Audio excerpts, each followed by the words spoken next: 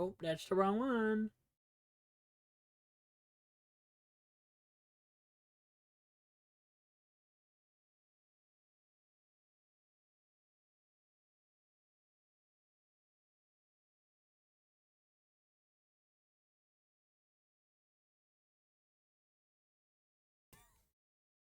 Hello, everyone, and welcome to the final prologue episode of Legacy of Thyr. Um, so before we get started, we have our usual announcements. First, starting with Patreon, we have one of those, patreon.com/theworldofnull. It is where you can support our upcoming homebrew projects and D&D content. You can also support art for the players and our projects over there. And once again, just a quick one, I am using my my male live 2D model right now. However, we do have a 25-minute long redeem for Lady Nakura model that we do once per stream. So if you want to use that, save up your points. And then, of course, Throne. We have one of those. Where you can support some of my stuff. Right now, our current goal is a high-quality commission of Asmodeus. Because especially with this campaign, he's going to come up quite a bit. And I don't like how Wizards designed him. He looks stupid, so I want to fix him. And then there's some other stuff on there if you want to check it out. But yeah, and then of course, coffee, the best way to support me and the channel. Because if we do coffee, if we have regular support, I wouldn't have to run ads. So everyone can just sit down and vibe and have a good time. But let's go ahead and hang out with our current new crew. Hi, guys. Hello. A few of them are dying. Zach It's is... me, I'm dying. Yeah, we have to kill off Lenny in like 2 hours. So... And then Zach is recovering from Zach's death. due next week. Zach's due next week. He's gonna have a baby. No, he doesn't. That explains the water weight. Congratulations. I love Zach because he goes along with my bits. Oh, 1 second. It's showing things that it shouldn't show. I forgot because I've been so cautious with having 2 open Roll20 tabs because for Eve of Ruin, it was stuck on my DM window that's on my other monitor, and that's vertical, so it doesn't look good at all. Also, what the heck? Where is my, oh. I gotta do that thing, Zach. Hold on. Technical difficulties. I gotta reset that mod. Has it been acting up for you, Zach? Yes. Oh. I know it's just, you know, they're changing so much with 2024 that Mm-hmm. Well, it looks like it's working. Yes. Okay, yep. Oh, yay! It's working. Yep. Okay. Back in. Also, bless Roll20, they're gonna add a attunement modification. Because I asked them nicely, and they said, yeah, you're really cool. I was like, thank you.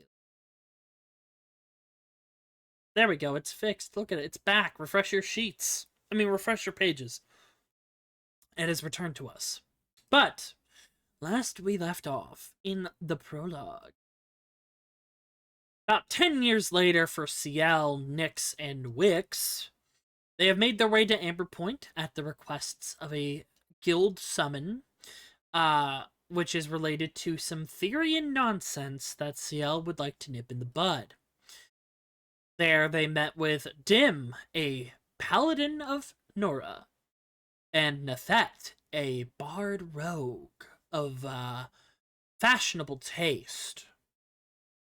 Together, they delved down into a secret lab alongside the champion of the Matron of Ravens, Emil, who has been holding off the line of defense above, so you could go down and pursue your target, Rathel Adelis, a former noble of Amberpoint, turned shut-in, turned vampire. And he has been doing some very bad experiments down here. He's been kidnapping people from Amberpoint. And, that's not very OSHA compliant. And it does violate many Geneva Conventions. So, the party is determined to stop him. He taunted them into coming down to where he was, where he summoned a construct that none of you have ever seen, though Ciel recognizes as Thyr in make, but far more advanced than anything she has seen. The dagger unit number 28, Kavacha. It has been engaging in combat with you all, and it's not too bad. You're putting some dents in Rathel, but he did summon a Haze Hulk creation of his, so time is of the essence, kids. We are on round 2. So, we start the combat music.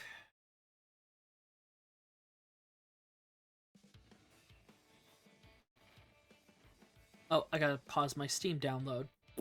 Oh, I did. I was smart.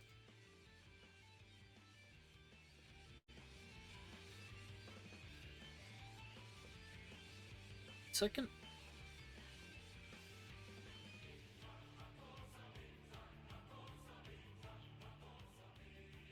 All right, Nythett, it's your turn.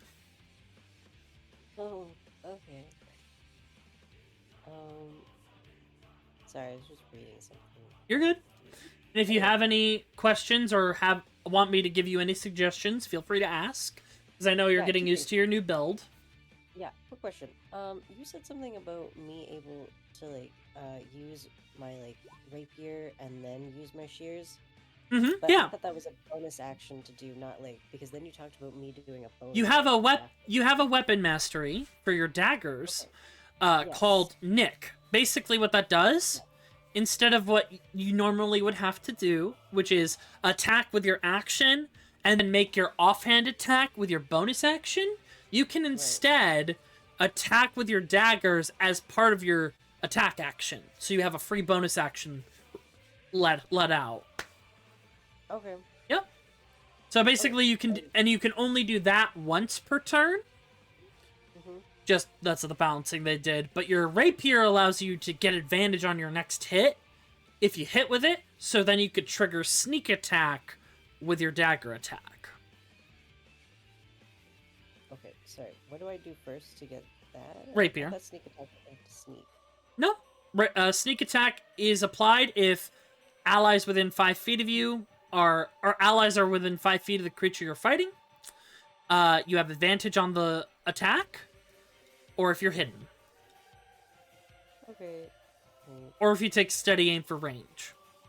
So yeah, you could just attack the mech with your rapier. Yeah, because I don't think either way he's gonna hit me, because I could try to leave and man will just have an opportunity to attack me, and Mm-hmm. Plus, you can, if you're doing your combo, you can use your bonus action to disengage, so he has disadvantage on attack against you. Okay, I will try attacking with the rapier and shears then. Man, sometimes I forget I'm good at D&D. Professional Does it DM, by matter the way. Does it matter what order that I do the shears? Use your rapier first. Okay. We will try to use it first. Your Nythett, yes. Nope. 9, that does miss. You do have inspiration. Would you like to re-roll? Sure. All right, go ahead. That hits. 20? Okay, thank God. So go ahead and roll your damage. Yeah. So that's going to be 15 points of piercing damage, which does break through its threshold. Very good. Oh, really? Okay. So now you have advantage on your next attack. Okay. Wow. What the fuck? That's a 20. That's a 29. That's a natural 20. I'd like to state that I got a 1 and then, then a natural. Gray, that's a natural 20. Yeah. All right, go ahead and roll damage. And that's with sneak attack. And that's also going to be crit damage.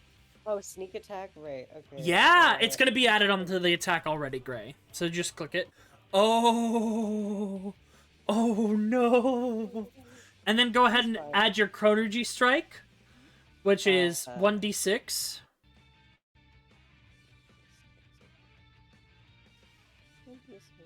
Oh my goodness. So, let me go ahead and... So that is... 18... 1 for a solid 19. That's just casually 38 damage there, Nythett. Oops. Sorry. And you hear it as you stab into the leg, because that's all you can really hit at first with your rapier. You hear the voice, "You cannot breach my hide." And then you throw your dagger up at the chest piece, like critting on it, and you watch as the body surges, and the voice, which is like filtered, you can obviously tell. Oh! That fucking hurt! I mean, that fucking hurt!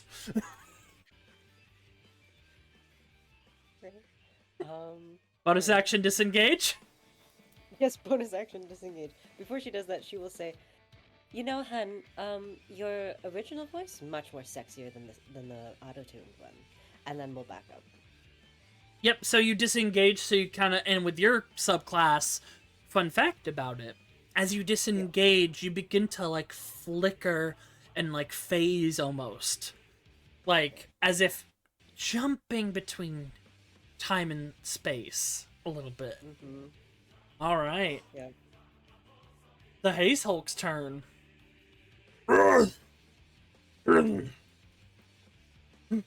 Looks around, and it looks to its master.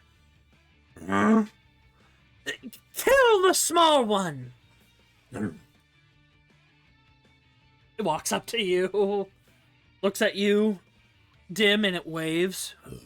Stop waving at the enemy! Defeat him! Just shrugs. Looks at you, Dim, with more awareness than you were expecting, an apologetic look. And it's gonna go ahead and beat you up. Oh no. Fair enough. It's a living. If I can get its sheet to open.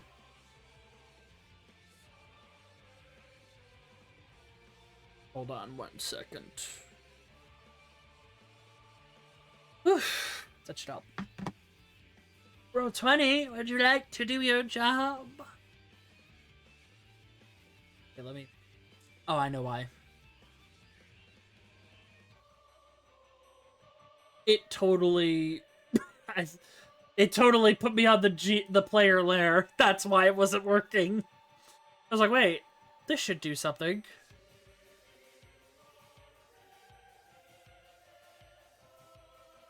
Alright. There we go.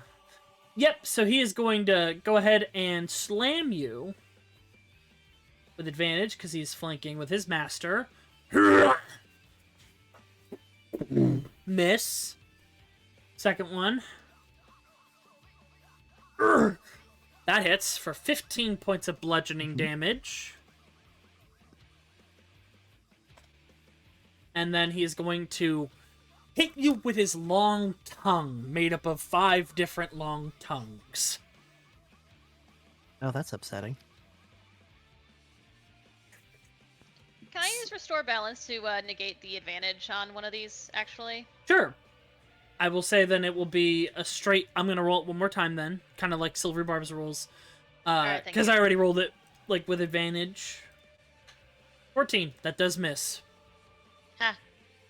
And as you do Ciel this... reaches out, Yep, go ahead. Yeah. As Ciel reaches out and pulls a little thread of clockwork. Oh my god, I'm sorry. My brain is so zapped You're right good. now. She pulls like this little thread of law like through the air, and as this thing is swinging, she sort of says, "I outrank your master. Stop." And Rathal looks at you. Interesting. Because, when you cast your magic or use your sorceress abilities, your magic circuits flare up on your arms and down your fingertips and the parts of your face that contain your pattern. Interesting. His will lives on directly in you. You're more valuable than I realized. That is the Hulk's turn. Wixx.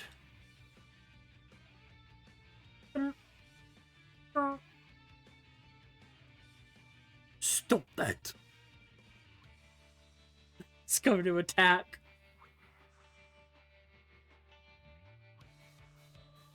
His advantage on the attack. 22 hits. 24 points of slashing damage. Then he is going to shotgun blast him in the back. Natural 20. No, it's a regular 20. Good, good, good. So he doesn't lose his skills. 19 points of piercing damage. Very good. Ciel. Okay. See how I said, like, the combat is very much in your favor right now. Yeah, Ciel is just going to continue riding that wave of is just going to continue riding that vibe and is going to throw a 3rd level witch bolt at Rathal, stepping out from behind this this crate. What level? 3rd level. Okay, counter spell. Make me a Constitution saving throw, please. Okay.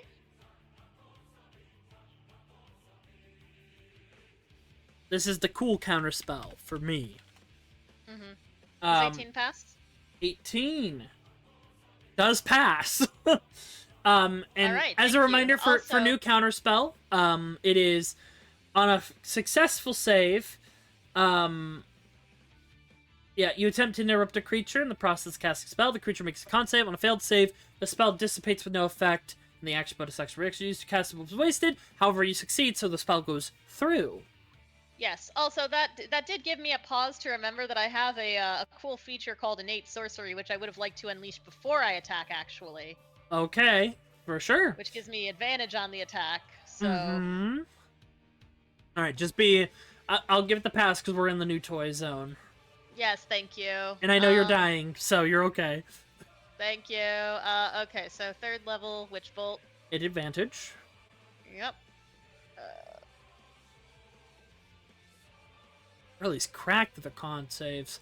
Hey, does a 30 hit? Yes, it does. Cool. I cannot do much about that.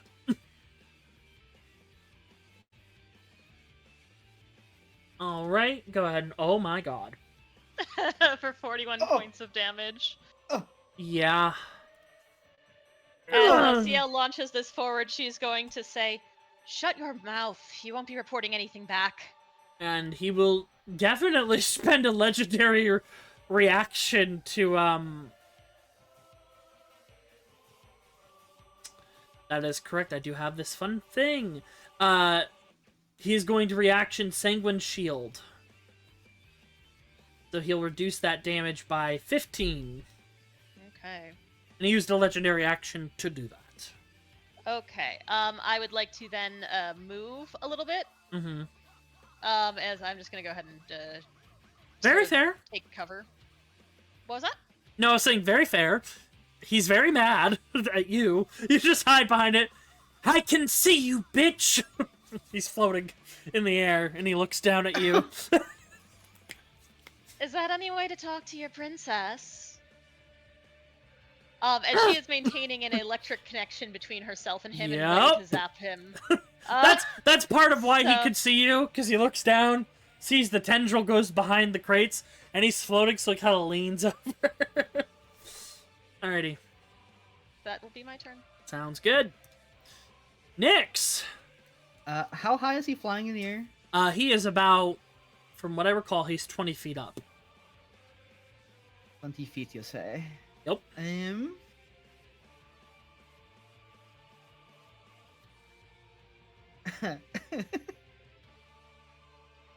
Excellent. I'm gonna get a little quirky here. Oh boy. Yeah. As Rithal insults Ciel, the smile on Nyx's face disappears. It just And he will... it just literally like rotates a full 360. Yeah. And then I will bonus action cast Misty Step 20 feet up in front of him Okay. in the air. All right. And then I will cast We'll say you're right there. Like at the moment. yeah, and then I will cast Let's do Booming Blade. Okay. As I appear right in front of him. All right. Very upsetty spaghetti. Go ahead and display the spell for me.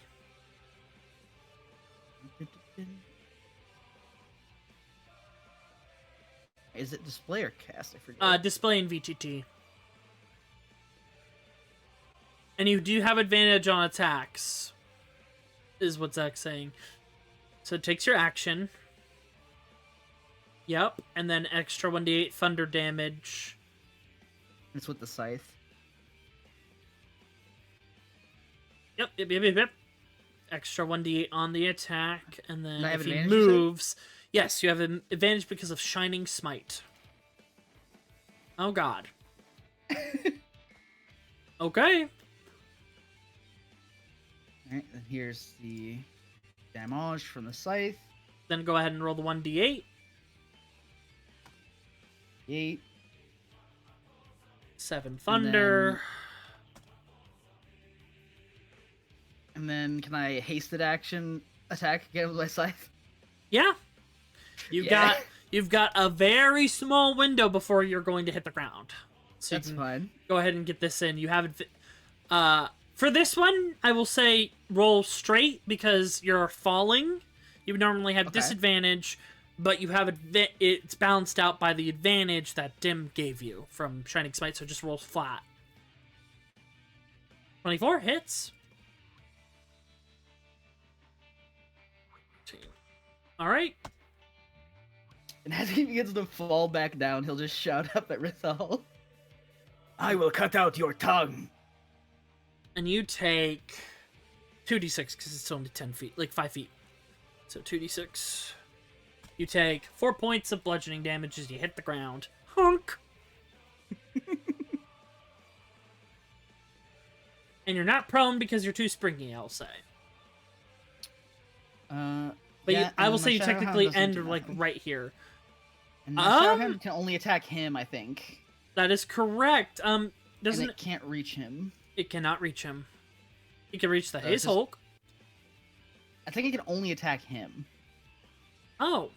Display your Hound of Ill Omen. Where are you, Hound of Ill Omen? I summon thee, Maharaga. Don't say that. Wait, where is my work? Where did it go? I have so many things. Oh, there it is.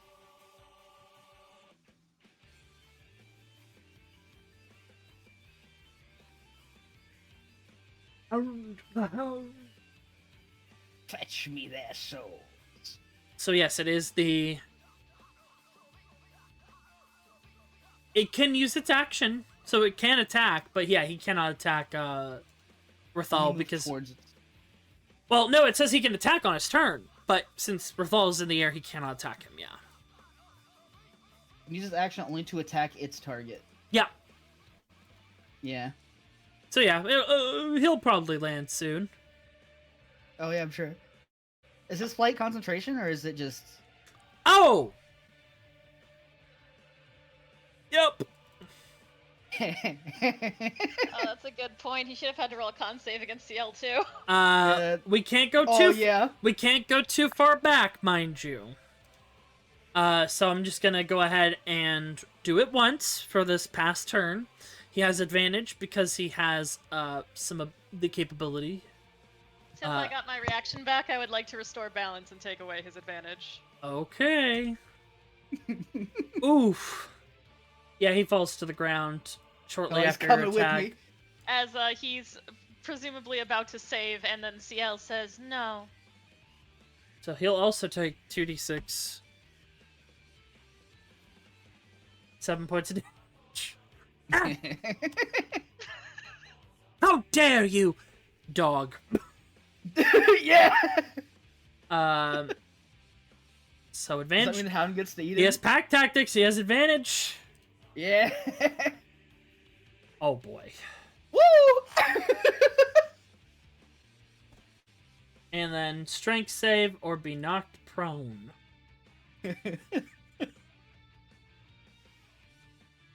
He's going to use. Oh, he saves. Oh boy. It's the Kavacha's turn. Just looks down at Nythett. What's he gonna do?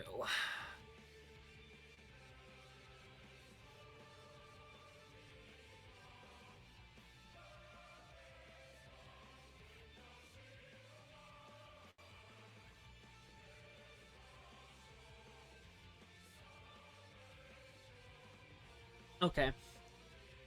Activate minor Excel reactor. And he does like a pose, and you see his shield from, and a little bubble barrier comes around him. And then he is going to hold out his arm, and then a bow from the shield, a bow forms, and he's gonna go ahead and shoot Dim. Take this. 14 misses. He just looks at the bow and closes it back up. Never mind. And Sometimes it pays to be short. He is going to bonus action burst engine, so he's going to dash.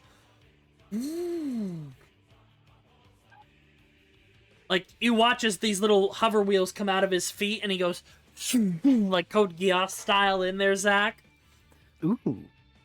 And then they go back in, and he's gonna take a big old slam for his other attacks.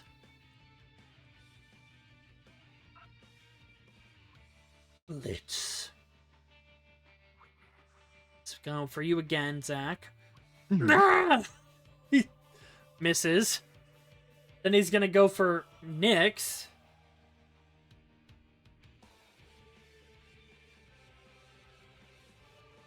That's a natural 20. Oof.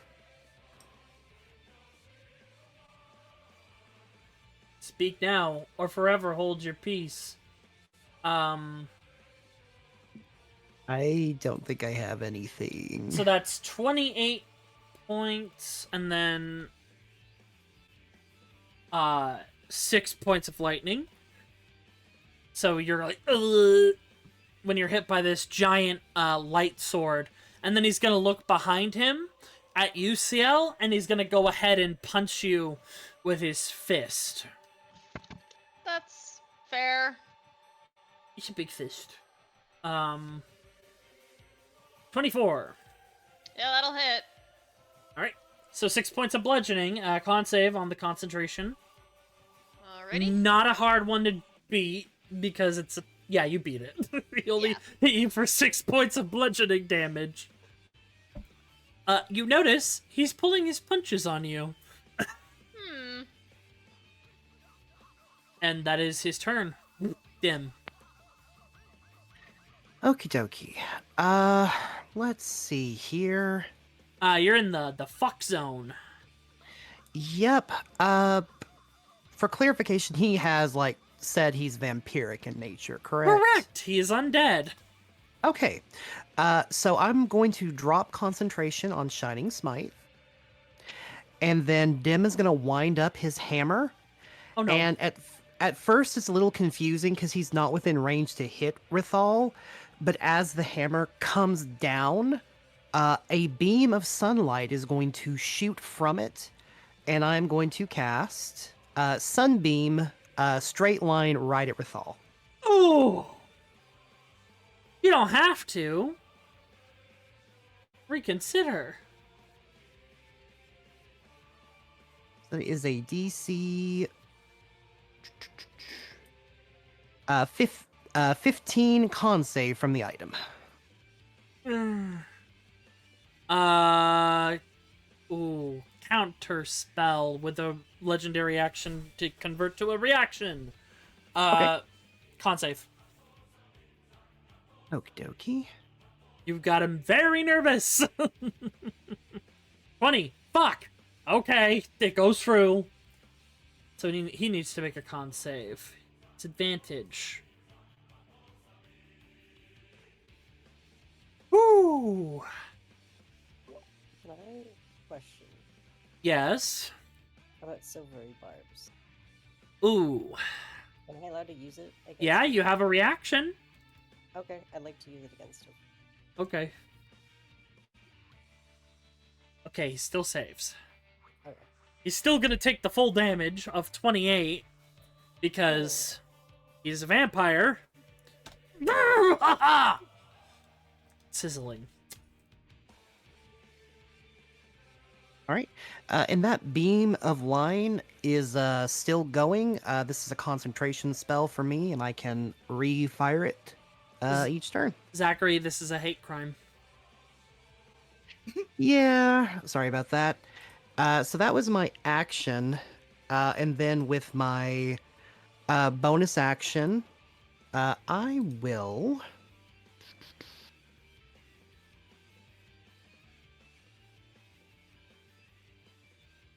Why would you do this to me, boy? Just gonna have to make you suffer even more. This action will have Yeah, consequences. I'll move right up here to Nyx.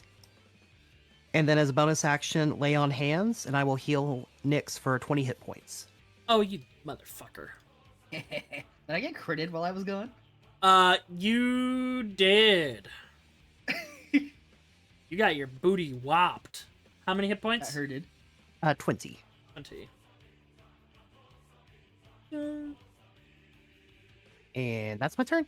Alrighty, give me 1 second. I gotta grab something real quick.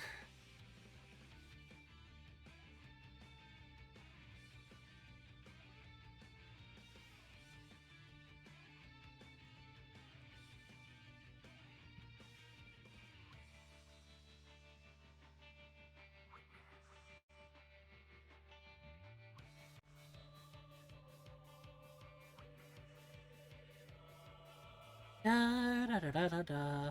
I'm gonna kill you guys. I'm bringing in the frickin' Demilich.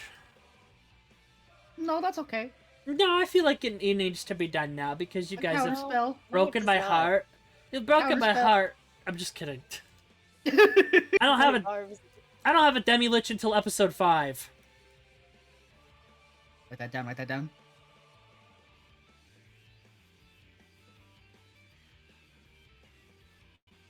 One second. Almost done, I swear.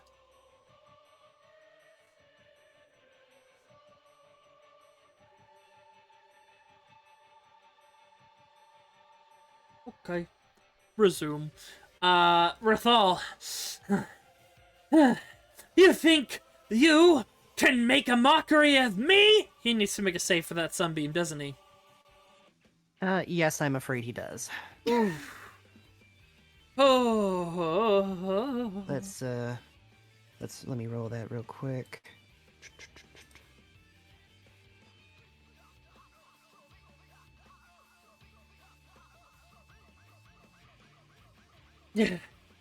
Well, that's funny, because I'm not done! He immediately explodes.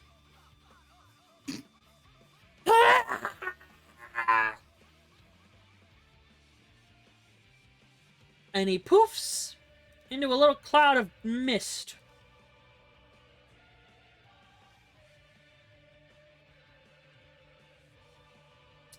that mist is going to begin to move away.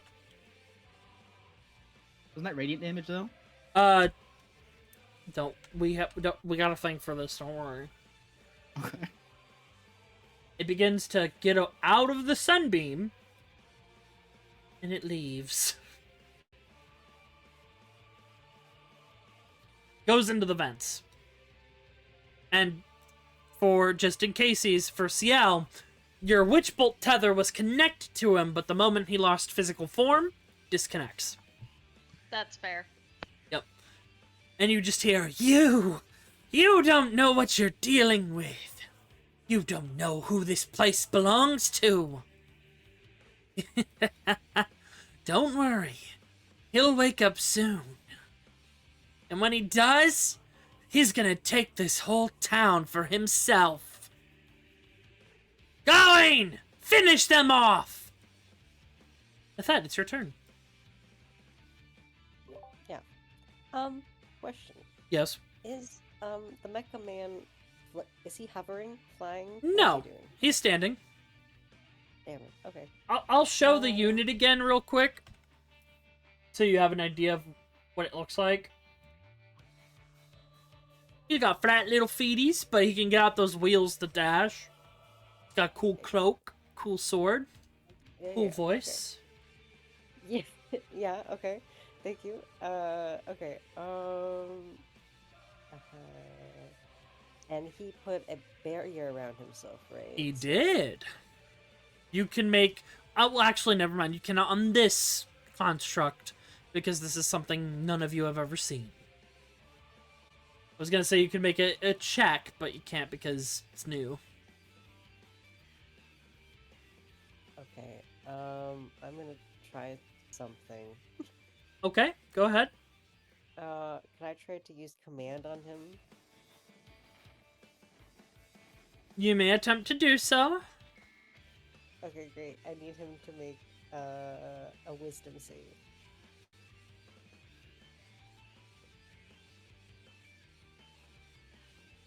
$18. What's your spell save? Damn. 18. So he beats it. Yep. He does. Okay. And you think it's perhaps because when you're casting this on the construct and not the person within. And you notice, you realize you're having a hard time because you're trying to figure out who's inside, but you have not seen them. Right. That's how we'll flavor this success. Okay. No worries. Your seductive tricks won't work on us. 2 questions, my dear. Who's us? And also, I was not trying to seduce you. With anything, I was trying to make you fall to the ground. So then, I wouldn't have to deal with fighting you. But I fight to the last. I am a mighty member of the Corps. And he said, for our viewers at home, he said Corps like this. Interesting.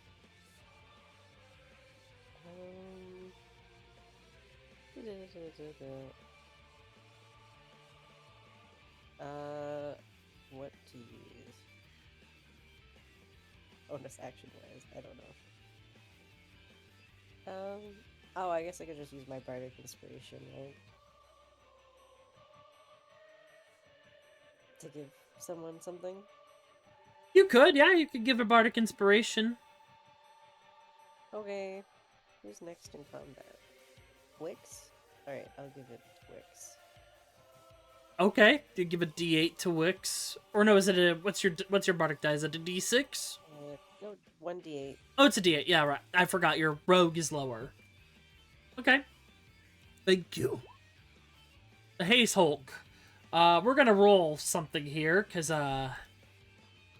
you see, its boss died. Yup. Guys, we can adopt him now.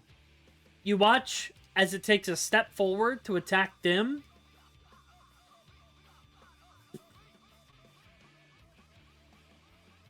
It's dead. Oh.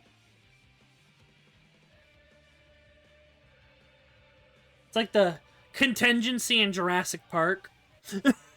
Slipped on a banana peel. No.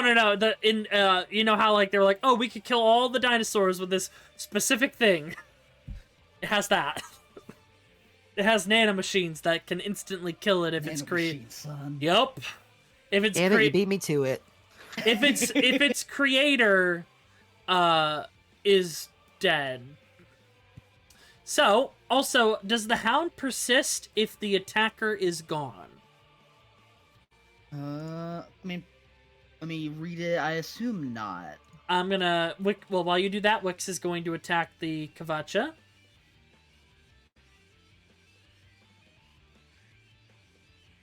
Let's see. Let us commence. That hits. And, you watch as he hits the Kavacha, and the barrier kind of fizzles. And it seems as though it did not take most of that damage. Perhaps only 2 hit points of damage.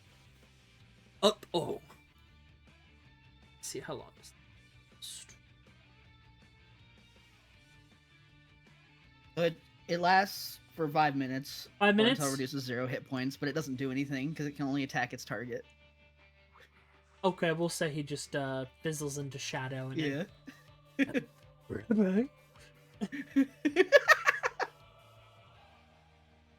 That's canon now. You've done it. All right. That only lasts once. So that barrier fizzles out after that attack. That one will hit for 17 points of damage. Ugh!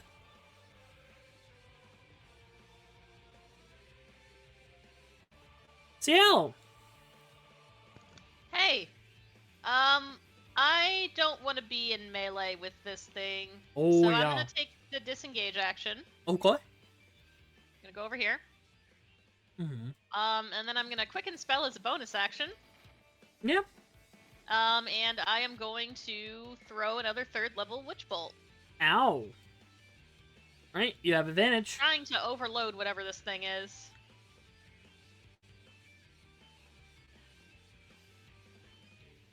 28 hits.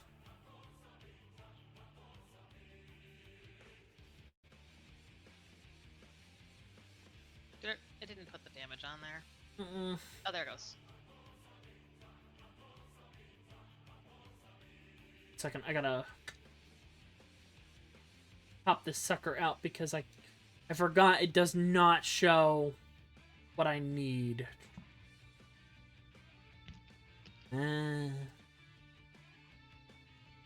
Alright, yep. 28 points of lightning damage.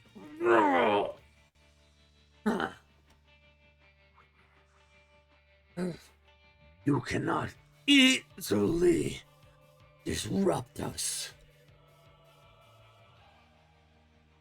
Looks around. Only now realizes that Rathal is gone. Shit. Do you want to surrender, or would you like to do this the hard way? Member of Core never surrenders. We fight with Okay. honor and pride. Next year!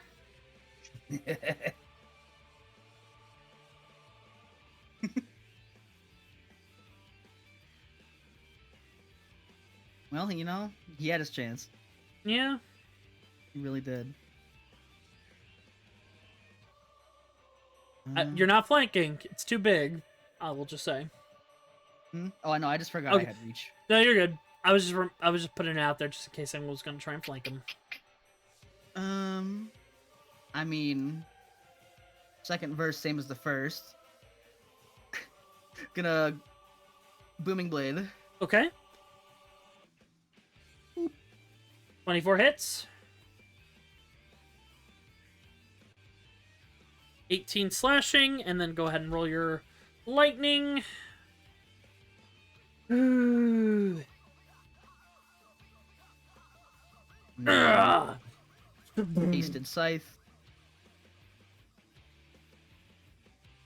All right.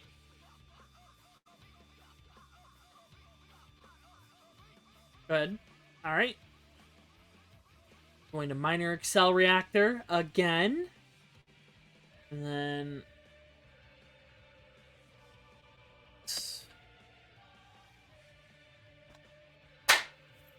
Is that good or bad? Fuck. You watch as it tries to protect itself. And you blast it back. Oh!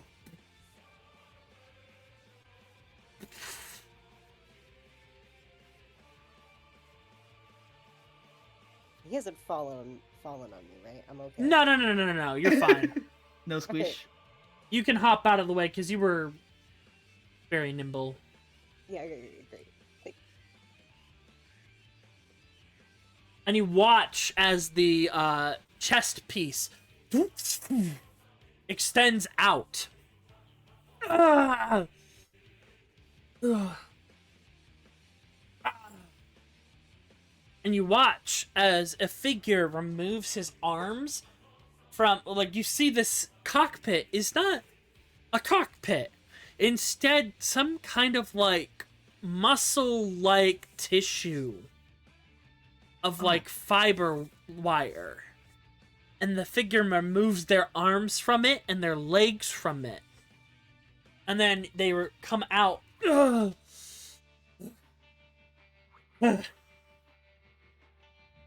And they step up, propping themselves on top of it with an axe.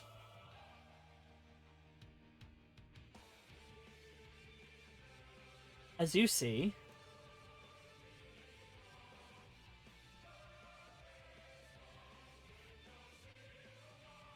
a figure in what seemed, for you, Ciel, a Thyrian man.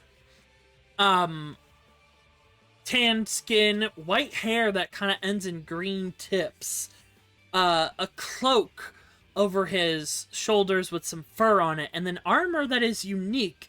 It's a mix of Thyrian and Socrathian design. More like a pilot's suit. He has a girdle, a green girdle that's wrapped around the outside of the armor. And with circuitry patterns on them, and then a red gem in its center. But he looks pretty dinged up. There is smoke coming off of his body. As no rolls needed, whatever damage you were doing to the construct was also hurting them while they were inside it. Most likely due to the unique connection that they share. Gets out of it. And he's kind of like concussed. And he just points his axe at you, Nyx. Oh! Get you! Oh, and he falls back. And as he does, he goes unconscious. Oh dear. Love to At see least it. he tried. Is he You- okay? You have to admire that kind of ambition, I think. This is true. Oh boy. Let me go see how he's doing. Yeah, I'll hop up on there and I'll just try to inspect him. yeah. 1 second. The moment you hop on there and look at him... 1 second, Nyx, go back. Stage left. Stage right. He pops up. And it goes down with the axe. It's his mech for this. Because his stats are almost done, but they were not done in time. A natural 20. Mm-hmm. You may counter strike if you would like. No. I think Dim would take it. All right, you take ooh.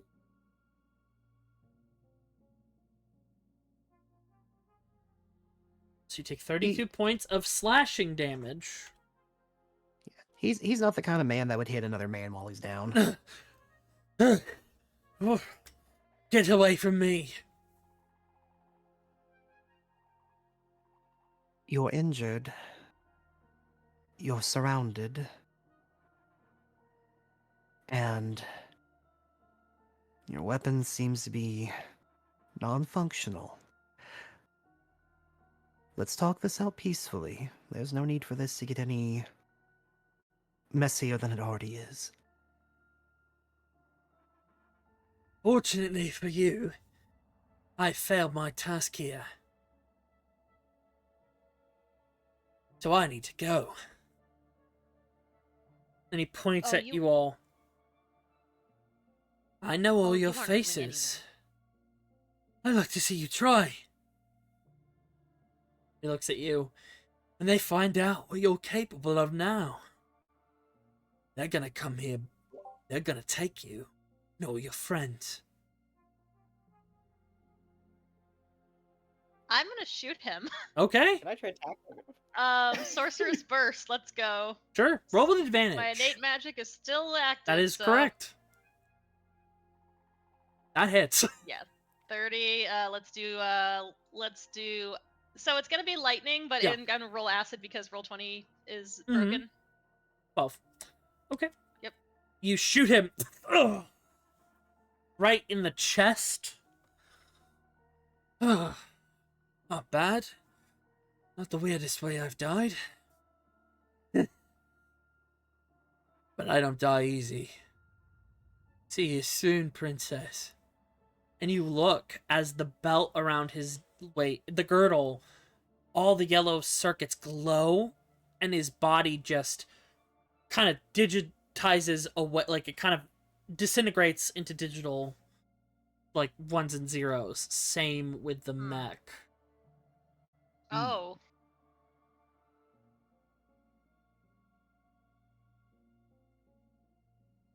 Do I need to catch Dim?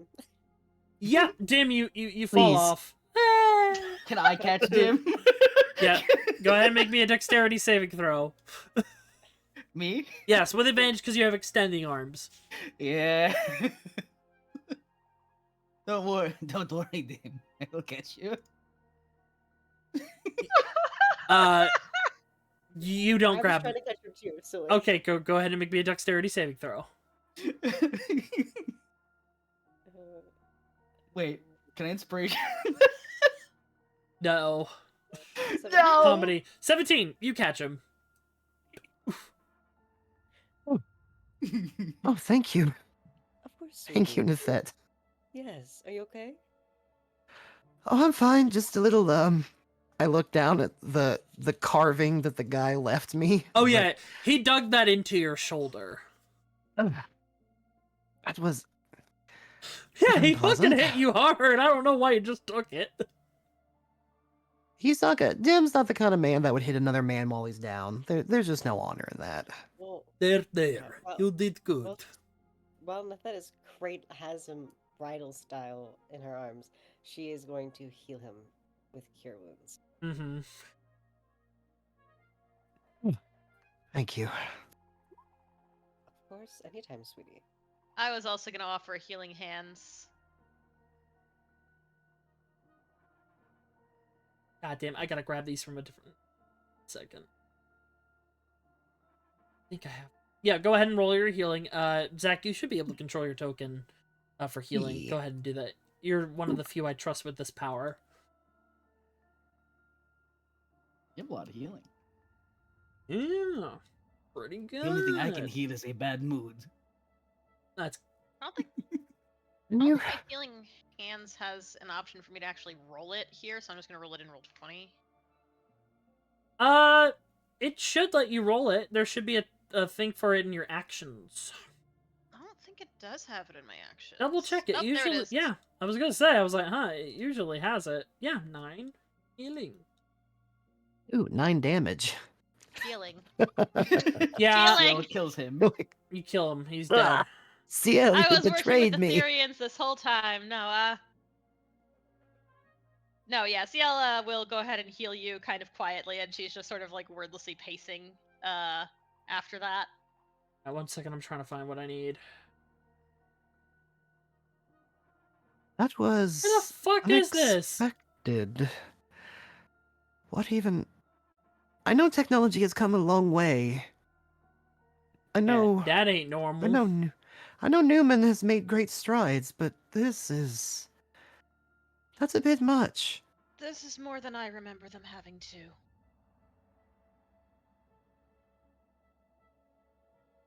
I'd like to track down wherever Rathal ran off to and put an end to him for real this time. If you don't mind.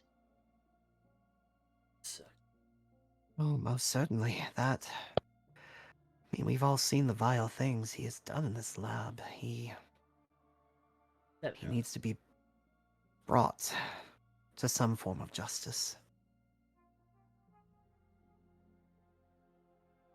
Things. Doing things. I'm I doing stuff. appreciate you bearing. Thanks.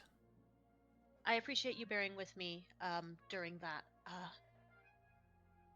I hope it doesn't bear repeating, but I'm not with them. I wouldn't think so. They were very adamant about taking you in, so I imagine there's a story there to be had for certain. Ciel, you get a get a message in your head. Oh my god. This isn't over, princess. Don't try and find me. I'm already gone. Shouldn't have hurt going. His uncle's gonna be very mad. We'll be back soon. Don't worry. Did he totally use more messages in the sending? Yes. I can respond, right? You can. I'm going to say his uncle and you can go in the ground where you belong. I'm not going back. Thank you for telling me about my siblings. I'm sure that they'll be happy to see me when I free them from you. Your call has been sent to an automated voice message. Rafal Adelis is not available in your call. Does not respond back. That's fine. That's fine. I Yeah.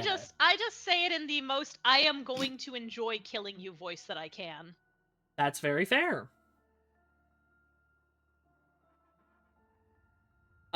You do see though the door here that was closed, like of the bay, that was to keep you in, opens.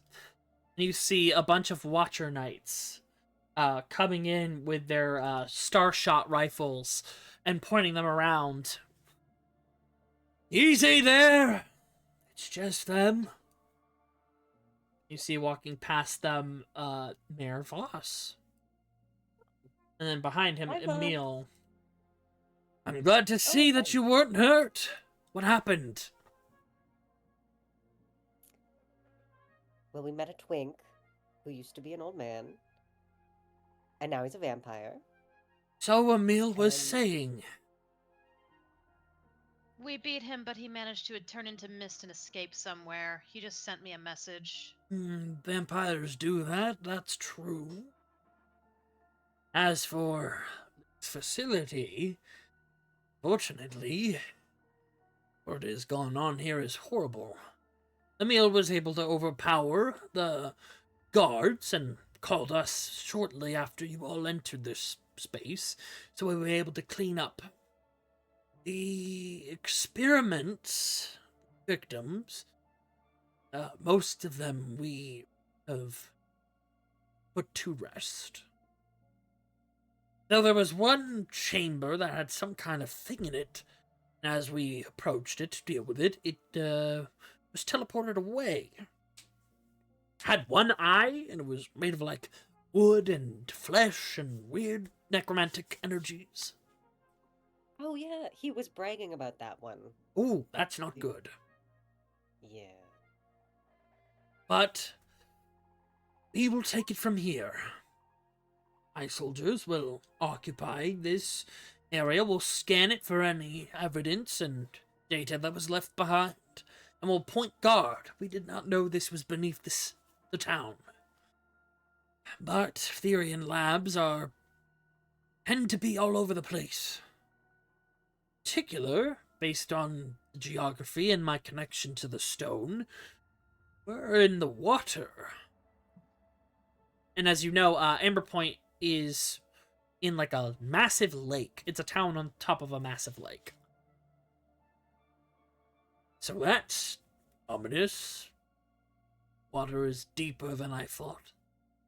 We will keep this place well protected and fortified, and keeping max security clearance. I will call some of my friends on the Lord's Council, and some old friends, and probably my brother. They should be able to help with the goings-on. But for now, let us get you all mended and taken care of, and the like.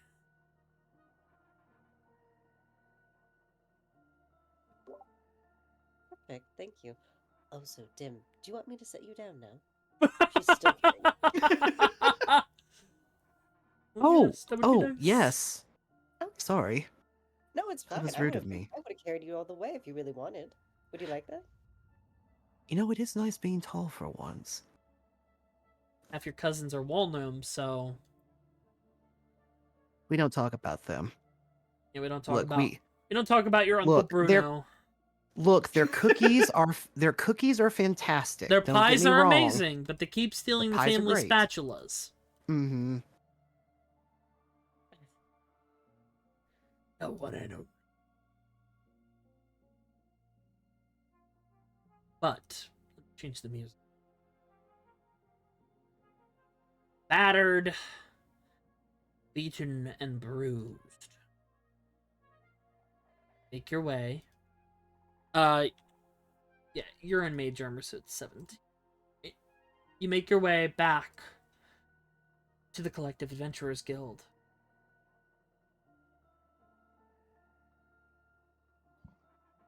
Into the room you've all been given. A set of bunks and lodgings for the night.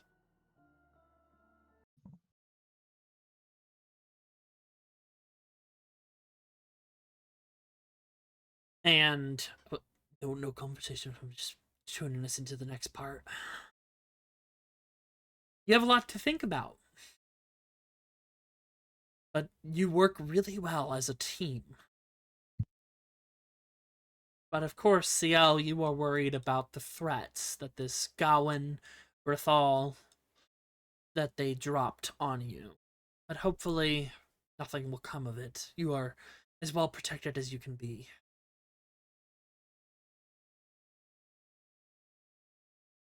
You all take a hearty rest, knowing you have done the most you could in that exact moment.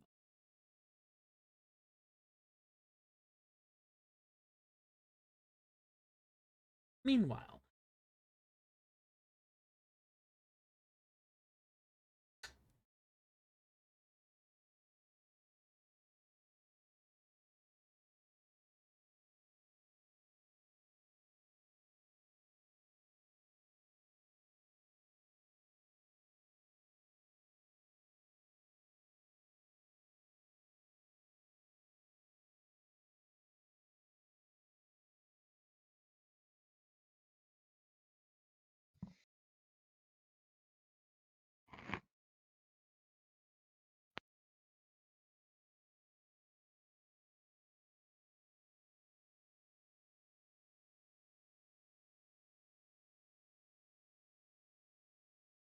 zoom in, zoom out, because the map is just way too good.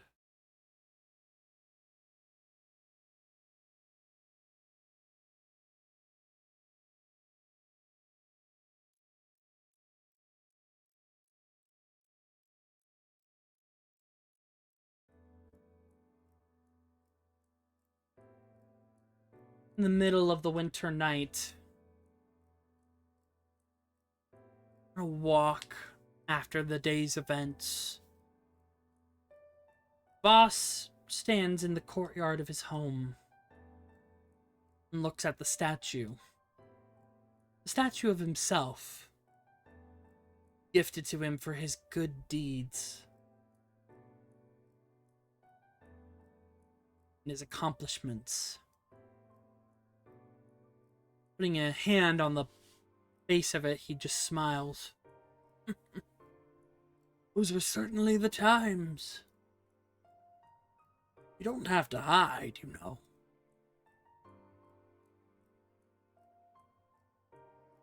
Coming out of the shadows. You were always easy to see, old friend. I suppose I was. Oh, have you concluded that business of yours?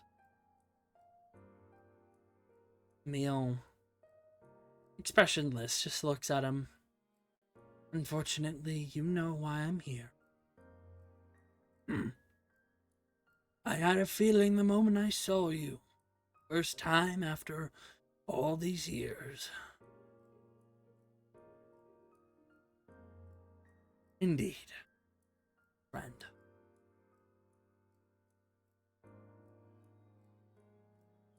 I will admit, I've noticed the signs. Do I have you to thank for extending my time here? Yes. I knew there was much that you needed to do still.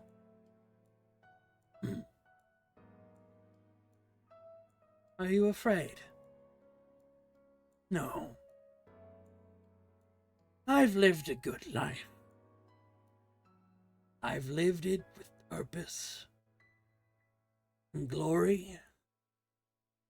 I have made people happy. I have done the work. My only regret is that I have to leave them all behind. It's not the end. You have done so much in your life that beyond it, you are given the greatest prize.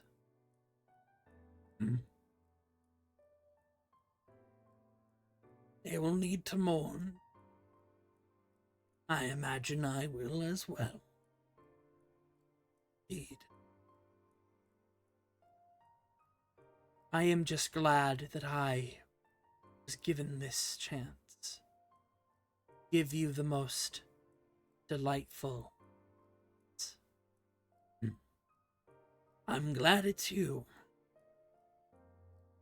I started my journey because of you. Because of you. Found love, family, purpose. I just hope they'll be able to manage. They will. Safe.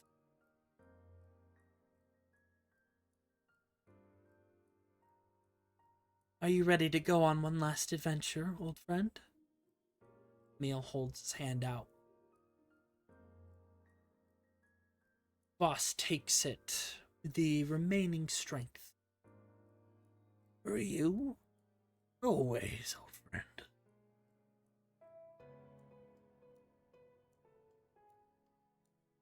Takes Emil's hand. And they walk away together. Only Voss's body remains behind.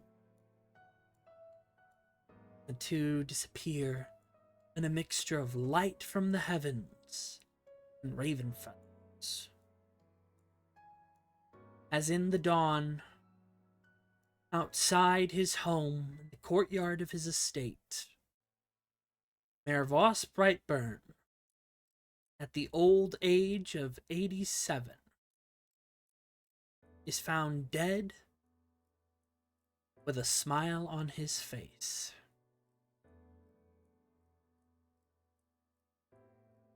And that is where we end this prologue.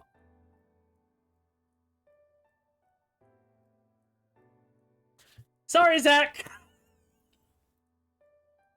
No, I mean, all things considered, that was about as beautiful a death as one could hope for in this world. Alrighty. And for those of you that need to dip, feel free to dip. Good stuff all around, as session 1 is going to be a funeral. Strong start, strong start. Yep.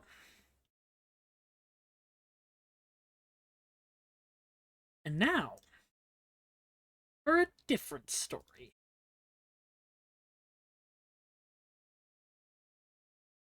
Oh, I put it away.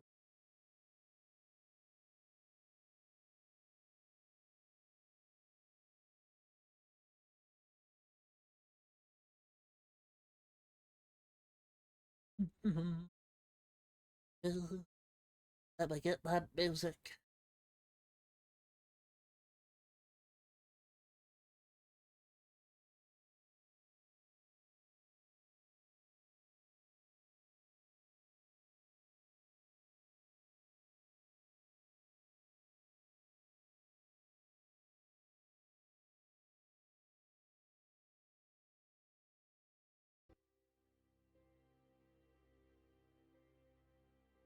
In the capital of Nora, just off the shores of the Urbo Desert, is a small isle with 4 massive towers that peak just past the clouds. The Emerald Crux Towers, home to the Grand Mage of Sokrith, Lord Augustus Kylum. However, many people do not know who this man truly is.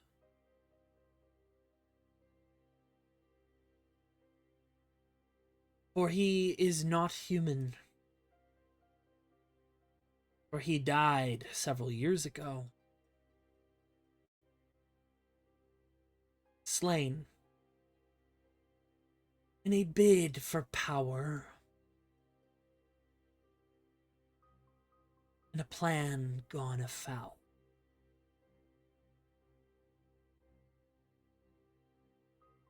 But within this tower, in the private chamber, a teleportation circle only for close allies and acquaintances.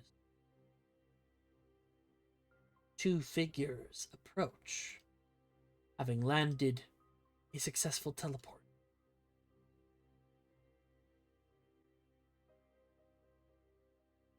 The first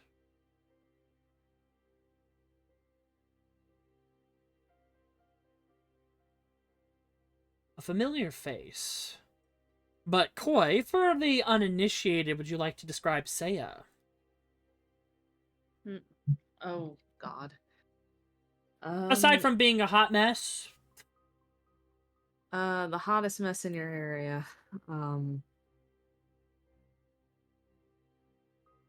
Man, this would be better with the new art. I know, we'll get there. Pale, almost translucent skin, white hair, standing at about 5'9", 5'10". Slightly thin, very dour looking individual. An eye patch, a heavily scarred face. Wearing multiple buckles and finely put together garb. And crystalline markings on their skin, one fading into a horn atop his head.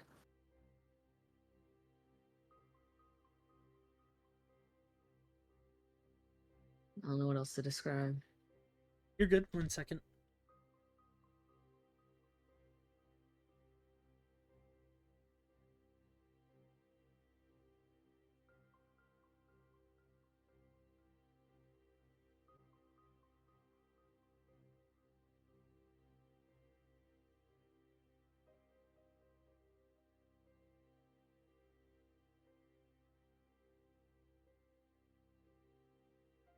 All right, but the second person by your side, everyone's favorite baby girl.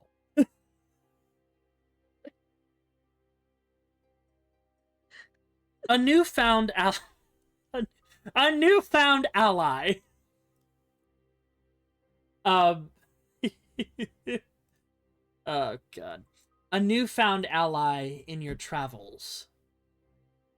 An Earth Ganassi with bluish-green skin, white hair shaved on the sides and cropped, wearing a long black coat that's asymmetrical in length, a black sweater, a scarf around his neck, a satchel with his spell book, his wand, and walking with a silver cane is Slate, the boss of the Nocturne Crime Syndicate, and somewhat patron of your former group, the Whirlwinds. However, in your last job with the Whirlwinds, it went to the moment that you had feared for a long time, as you were all attacked by Thel, your aggressor, your killer, and the curse of your family. Injuring your closest allies, being shrunk back into that unpleasant memory of what happened. You could not control your emotions, could not suppress your fear. Decided. Take Slate up on an offer. It offered to help you leave. And you took it. Not wanting to endanger your allies further, to find people that you know could be able to travel with you and take the risks head on. Teleported you away. You did not know where at first, but you find yourself in this tower. There are windows, it is lit, and you definitely recognize that you're in a different time zone. It is light as where it was dark when you teleported. And you can see just out there palm trees. And you look around and you see netherite, which Slate deals in. Lanterns, arcane. Even the ground seems to, the circle has been enchanted with netherite. Alright, we're here. Seiya's just looking down at the letter and will just kind of take a look around and just they actually cared. Be surprised. But I like that. You hear footsteps approaching. Where are we? Oh, I'm sure you'll realize in just a second.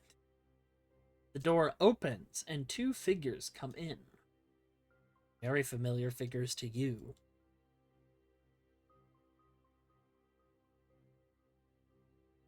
Of course, first, Lord Augustus Kyleb, or as you know him, Beta, or August. The symbiote that wears the flesh of your dead friend and masquerades as the Grand Mage of Selkrith. He walks in at first with an aggressive pace and body language. But then he looks at you and it calms, and by his side, who you had recently seen not too long ago, about a few weeks, Elwyn.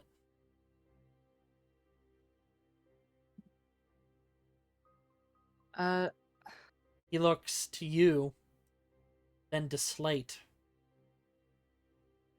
I shouldn't be surprised.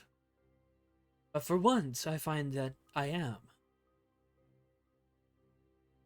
Seiya will kind of, ignoring the words that are said, just you two are safe. Why wouldn't we be? Seiya, what happened? And hello, looks at Slate, but August looks at him. Slate. August.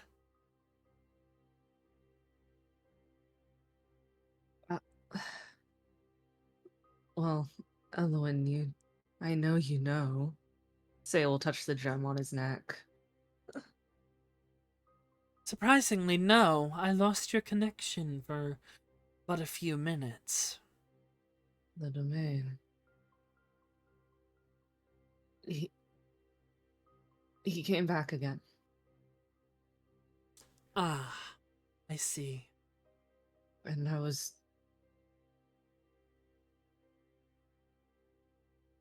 worried he would come after the two of you. So Oron attacked you? Is that it? At the name Oron, Seiya will kind of flinch a little, and then nod. Well, we're safe here.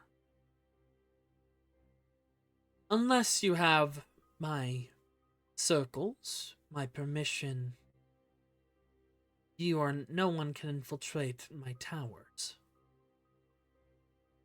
Then it's interesting that Slate, I wasn't aware you were acquainted. Ah, that's what I was wondering. How did you come to make his acquaintance? Looking at you. A job. They We- fucked me over. And so, we requested they repay it. Seiya rolls his eyes a little. And His eye. they more than accommodated. I've been helping them out as much as I can.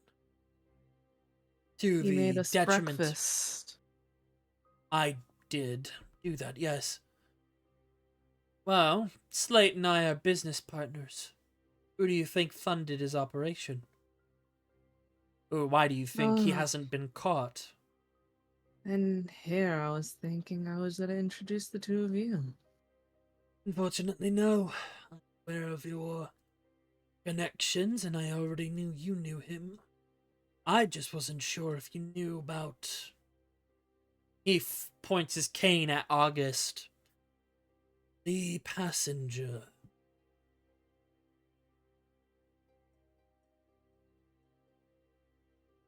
I know. Interesting. And Nothing. I was just curious. Seiya is in the loop, Slate. As he should be.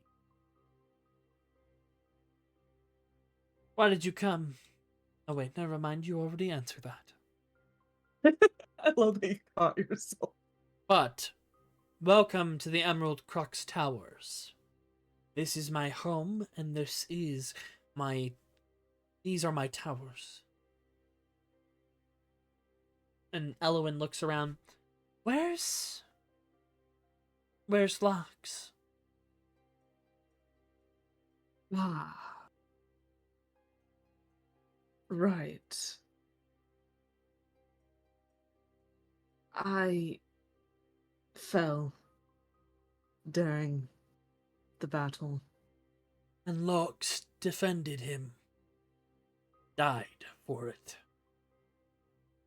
Our connection's been severed. Unfortunate. And August begins to walk out into the hall. Just don't worry, he's been very busy. It's definitely not good that you've lost your connection. It's one of the biggest powers you had. But don't worry, we'll fix it. Come, a tour I think is in order. If she lets him, Seiya will take her hand. Nope. Oh, dang. Not while Slate's watching. Seiya just kind of just pretends like nothing happened and keeps going. It's like in that scene in Twilight New Moon, Zach, where Edward, I know what Jacob tries to hold Bella's hand, and she just, ooh. Cringe. Yep. But That we hurt. are on. So mean. This is the 4th floor of the tower. That circle is a private one, only given to allies and close acquaintances. This is the main Those- stairway. It leads further up and further down. I'm just gonna drag you around just to take out the tour. Over here is my atelier. Second. I love this episode of Cribs. Here's my atelier. And you walk in, and by God, Seiya, this is the most in-depth components room you have ever seen. You see a multitude of components lining shelves and shelves and shelves. Shelves that seem to go further in to the wall than there is wall. Endless. You see, of course, a cauldron, which is a staple for most mages, and you see, just by here, you see little tables with alchemical symbols and circles. The desk itself, the table over here, has mortar and pestles, empty potion vials, and empty component pouches and containers. Feel free to restock on any components you might need. Seiya will walk up to it and kind of reach into the space and say, Demiplane, storage. Not quite. Something different.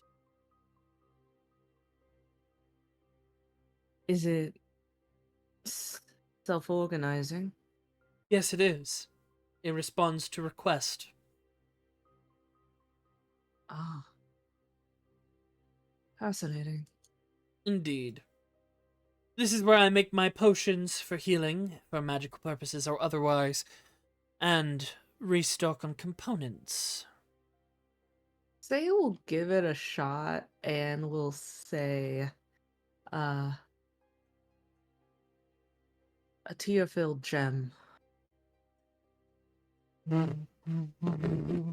You watch as the vials and stoppered gourds and everything move to the side, as sliding down on a glyph is the exact component you request. I will pluck it out.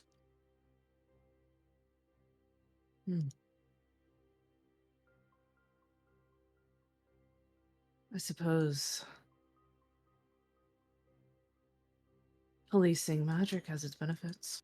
Indeed, this is barely the start. This is only one floor. And then I will move you here. You walk down the hall into a different chamber. This is my planetarium. His orb room. Indeed. You see a multitude of spheres in this space, all rotating in tune with the ley lines. Each orb, you sense, is a scrying orb. This is my primary room for scrying, allowing me to scry even across the planes on all assets that need to be watched and monitored. It also allows me to differentiate the notions in the ley lines and the moving of the planes. You must spend quite a lot of time in here then. Mostly. Does Seiya see anything in the orbs at the moment? Yes, this one. You see, a group that you've encountered before. They call themselves Destiny's Hunters. In this, they are fighting a robed mage with a prosthetic arm, joined by a new ally two new allies that you had not seen. No, three new allies you had not seen before. A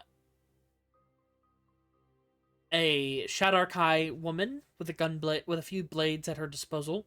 A Canis figure with a star-touched staff.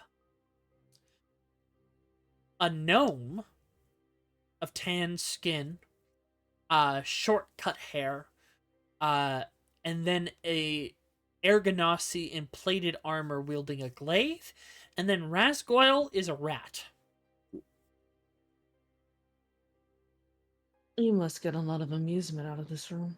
Indeed. And then he gestures to the orb next to it, and you see your allies, the Whirlwinds. They are fighting a massive bone construct Tarask covered in tar. Seiya will just look at Slate and then just go, ah, the wards. Yep.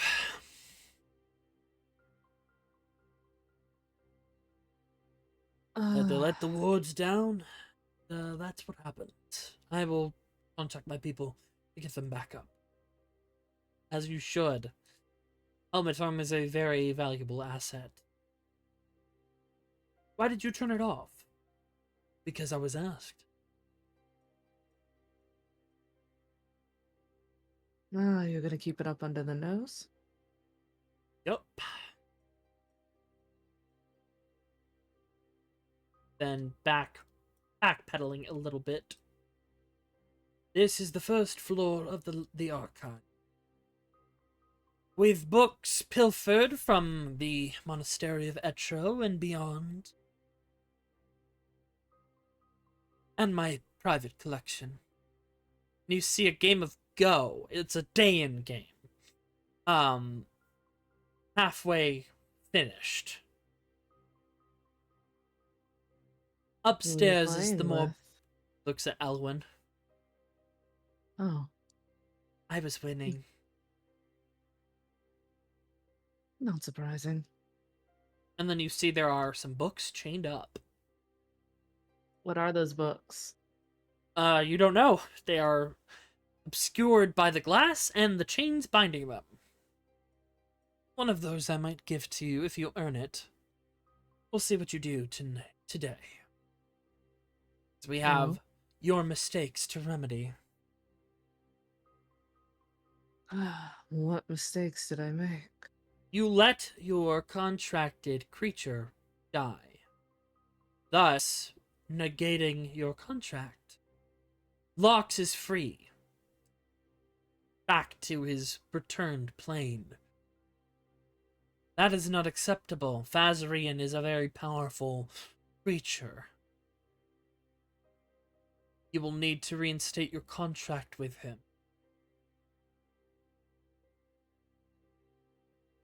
That means renegotiating. Correct.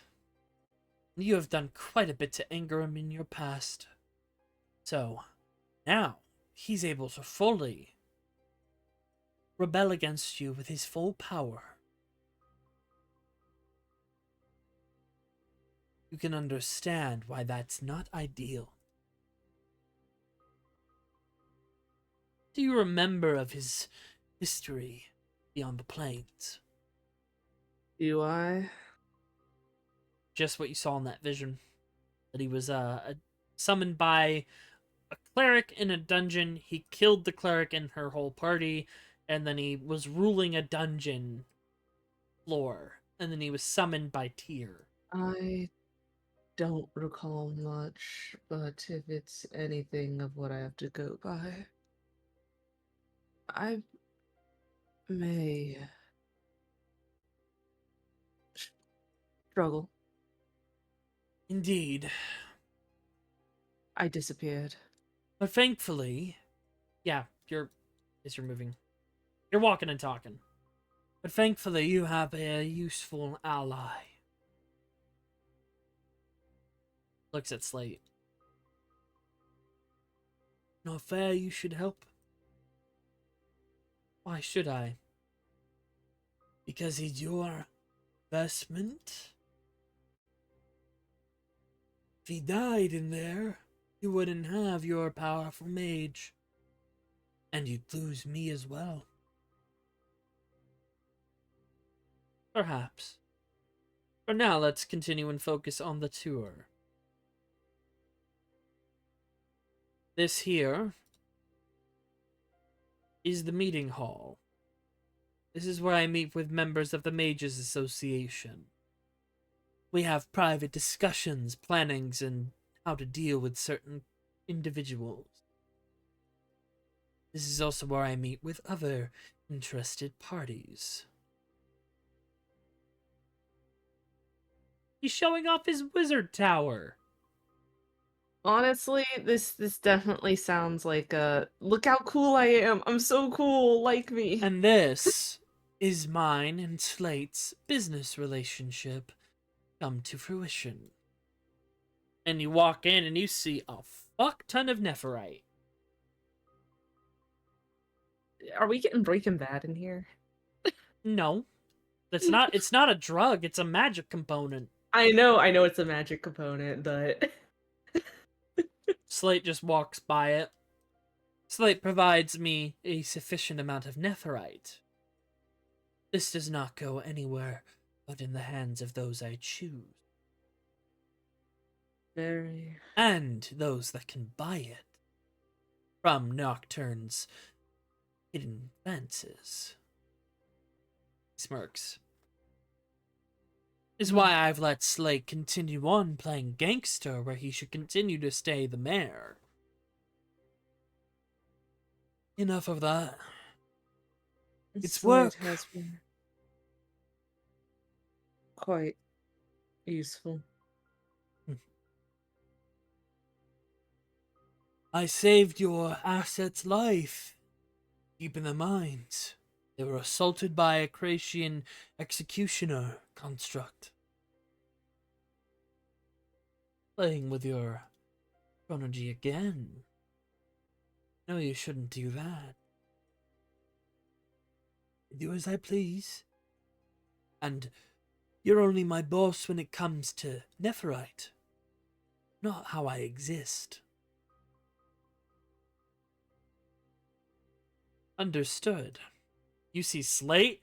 You see August for the first time in a while? Like, Are they stancing up? yep. And August is taking a back foot. Oh, come on, boys. Don't fight. We know whose wand is bigger.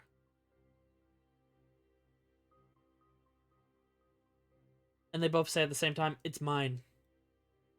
Oh god. Oh god, oh no. Anyways. Teleport me out of this. Get away.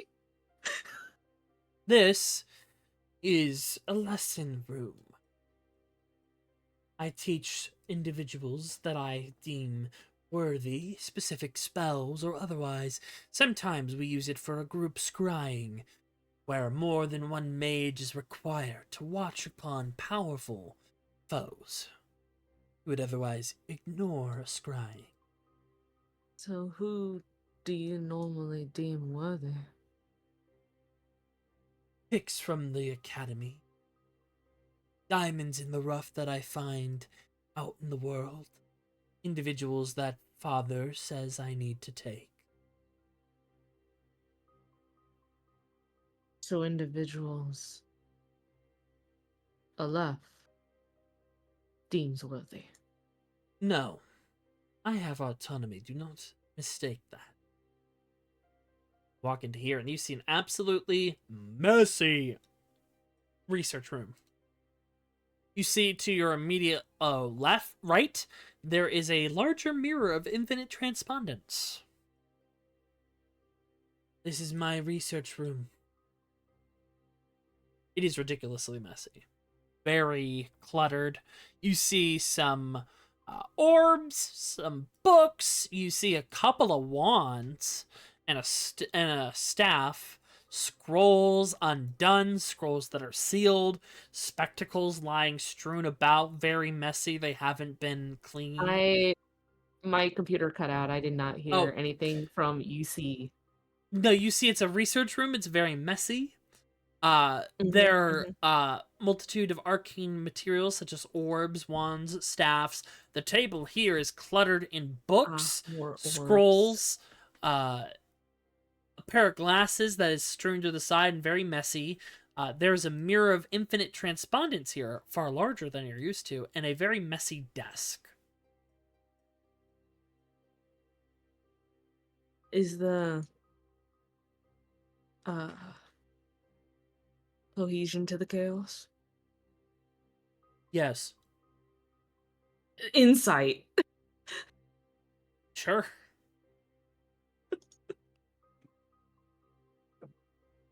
Is the cohesion to 17? the chaos? Who's to say? Uh-huh, okay. You go Find and keep the downstairs. secrets.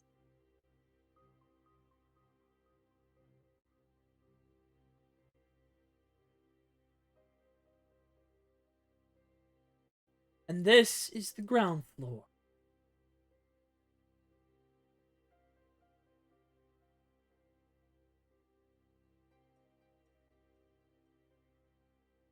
And I'll just... Clones.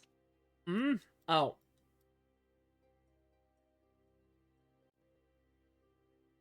By force. Over here. Here. Actually, no, not that one. So just here, here, and here. These are teleportation circles for fellow mages from the association and registered individuals. These go to specific locations in each capital of Nora, Ira, and Horu.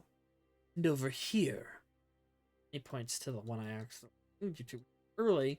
That is a private one, specifically to Darkspire. Ah.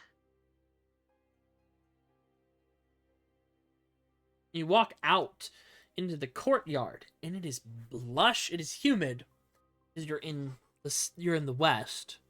But you see that you Seiya are. will shed the jacket that You they're see wearing that 'cause you it are is cold. indeed on an island, and it's a pretty small one. Things considered, it's big enough for the towers. And you see a multitude of buildings. You see a bunch of skeletons. I did not make their tokens, I forgot. But you see a bunch of skeletons in workman's attire. And for you, especially like the skeletons in the necropolis, some of them are made with metal bits and stuff, and they're around tending to the grounds. Oh, man. Indeed. Thankfully, no members of the association are here. They would know that this is illegal, right? Yup.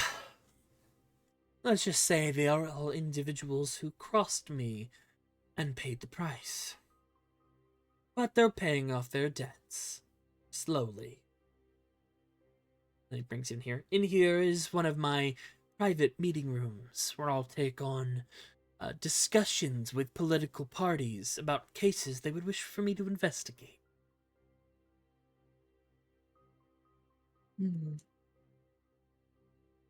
Do you have any other hired hands here? For certain, occasionally I have my hired mercenaries on the tower, specifically during times of large gatherings by the association, and outside parties that I do not trust. They typically sleep over in that area. It's over here. And while they're here, I glamour all of the servants into humanoid forms. Works quite well. Over here is the weapon lockup and armory. When mercenaries sail in, they bequeath their stronger weapons there. I take it you analyze them first as well? Indeed. And in here, this is a meeting hall. If I don't have enough time for people, I simply take a small appointment of at least 15 minutes out here. Over here is the guest rooms, which Slate has a space at. Also a fully operational shower, which are hard to come by in most travels, like most places except for the cities. Do not have showers, they just have baths. Well, it's been a while since we've been somewhere with a... Well, wait, no, does Sid have a shower? Mm-hmm. Sid's ship? Sid's ship has a shower, yeah. Ah. Pass Well, through. hopefully the shower is bigger than Sid's. And here's the kitchen. And you see some skeletal servants are in the process of making food. Once you arrived, I told them to get to work. And here's the What are dining they hall. making? What's Seiya's favorite? Oh, they're making like nice cuisine chicken tenders. And They're making my kid cuisine, got it. and they're making other gourmet foods. And this is the dining hall where many of us meet. The association. Nuggets. And over here is a lounge area.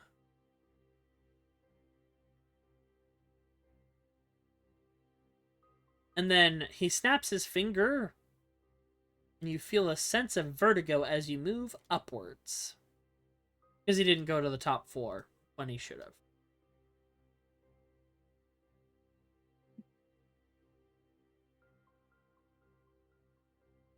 He really is like, oh my gosh, my friend's here. Time to show them everything. Well, he needs you to be able to know where everything is, because he's not going to tell you again. Uh-huh. Uh-huh. It's this sized up. You know how some people No. have golden retriever energy? August has Doberman energy. He does.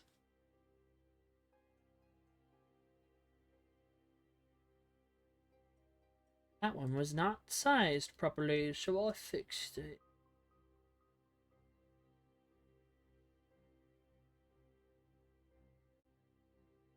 And Slate just looks at him. Could you at least tell us when you were about to do that? No, it's not a pleasant feeling. You're Yeah, a it big looks a little boy. green. You can handle it. But this is the top floor. The private chambers.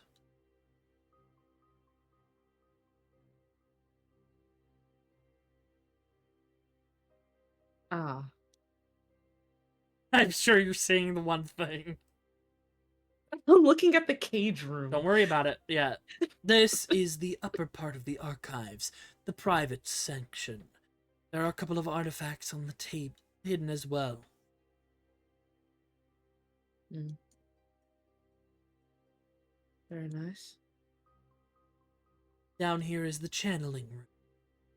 We'll be using this to re-interface you with Basrian. Does it have to be Vazrian? It is your best asset. You can get him to heal again. He may become even more powerful with a renegotiation.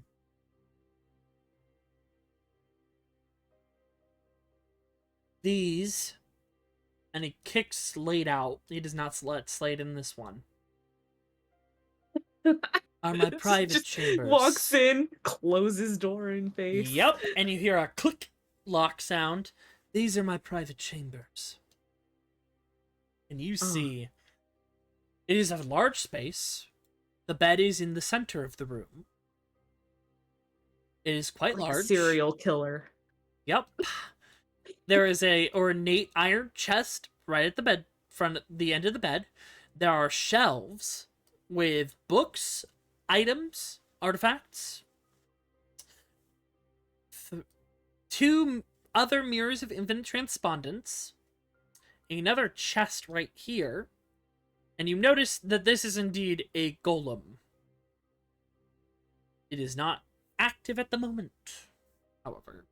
And then you notice the vanity that also has some items upon it. One of Elwyn's hats, you notice. As well as a rod of some kind, like an ink rod, a few books, a mirror, and a couple of potions. And then the desk over here... Wait, no, hold on. First you notice this. That's there, for sure. Yeah, I was like, I noticed the glowing rune on the ground. But then you notice on the table. You notice a station... A holder with a bunch of canisters, small canisters of energy with nephrite in them that are like staticky and lit. Some notes, a book that's open, some adjusting gear, and you notice a prosthetic on there before August walks up, stabs his finger, and it all compresses into a wrist pocket. Anyways. Something I wasn't supposed to see? No, you're fine. These are my quarters. This is where I sleep. Seiya looks at Elwyn. She just looks at him and is smirking. If someone enters and I am not within 25 feet of the room, the golem will awake and be a relentless killer. Smiles. He walks around the circle, back to you all. Seiya looks at the circle. Can hear Arcana or anything? Yes, you about can. that? I have expertise. Yes, you do now. 25.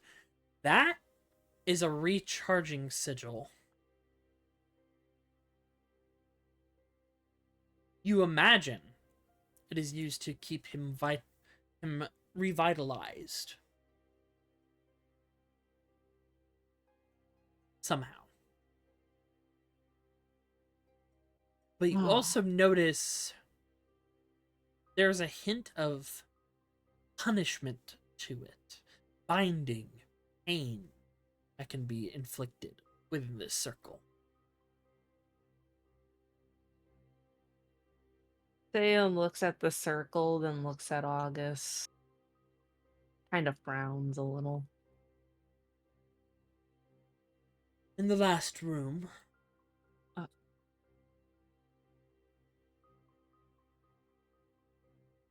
the experimentation chamber.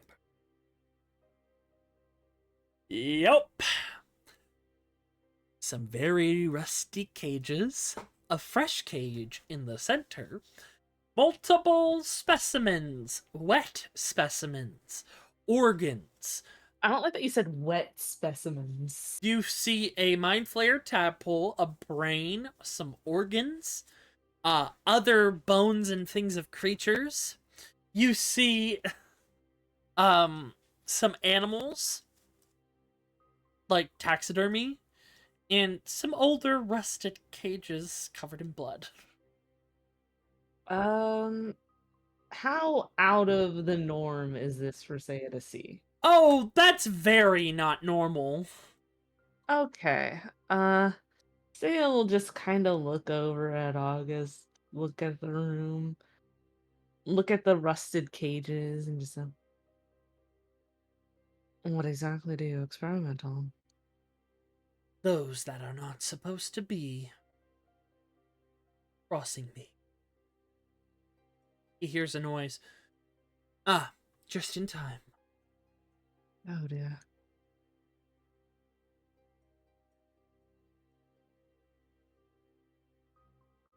Make your way down.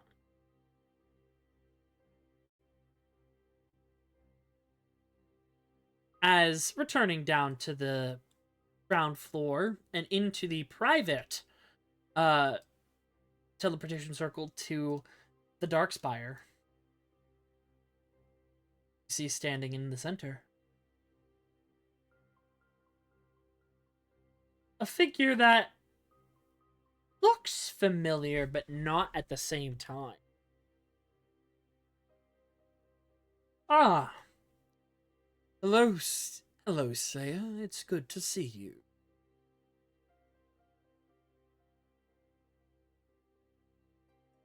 And you recognize the voice slightly. This is the Viscount. But he has changed form. now resembling a man with silver hair, glowing green eyes. He has a split smile and wears finer robes. It's good to see you again.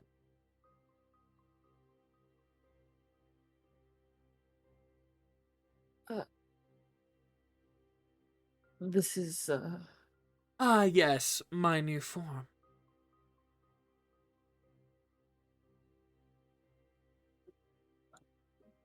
it, are you a passenger, or is it custom?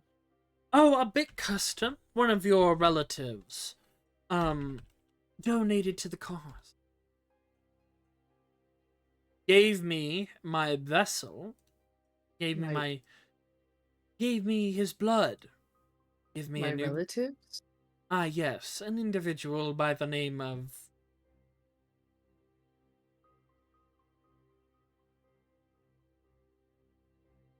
It's been a second. Hold on.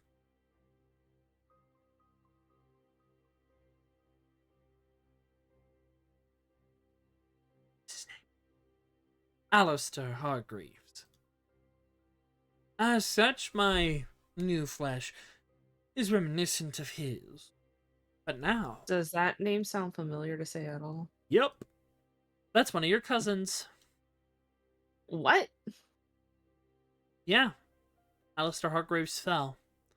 He is the child of one of your relatives,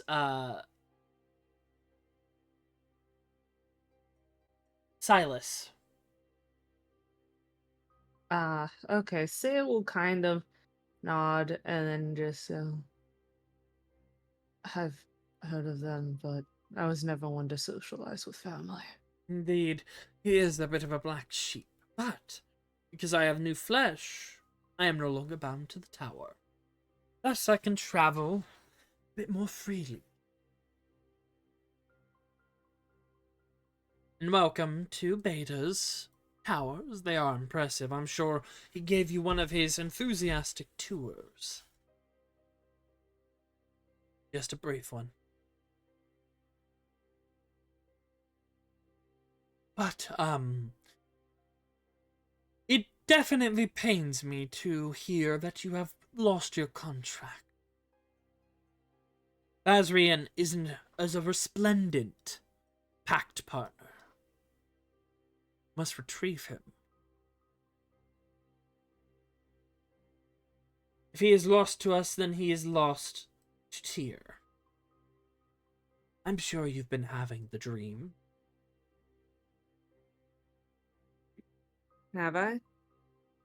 You've had a Thyr dream. I think you've only had one, where he's told you to find him. I don't think I have. You have. You have.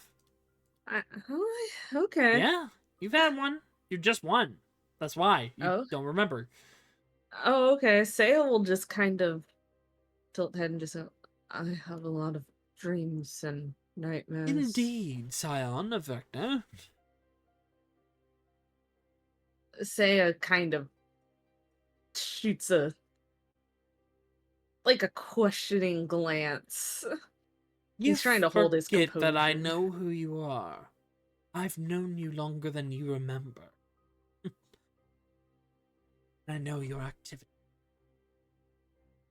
But I will help you regain your pact with Asrian, as the threat of Thyr and his forces that act in his name is becoming worse. There is something I need you to do. A task, a set of them.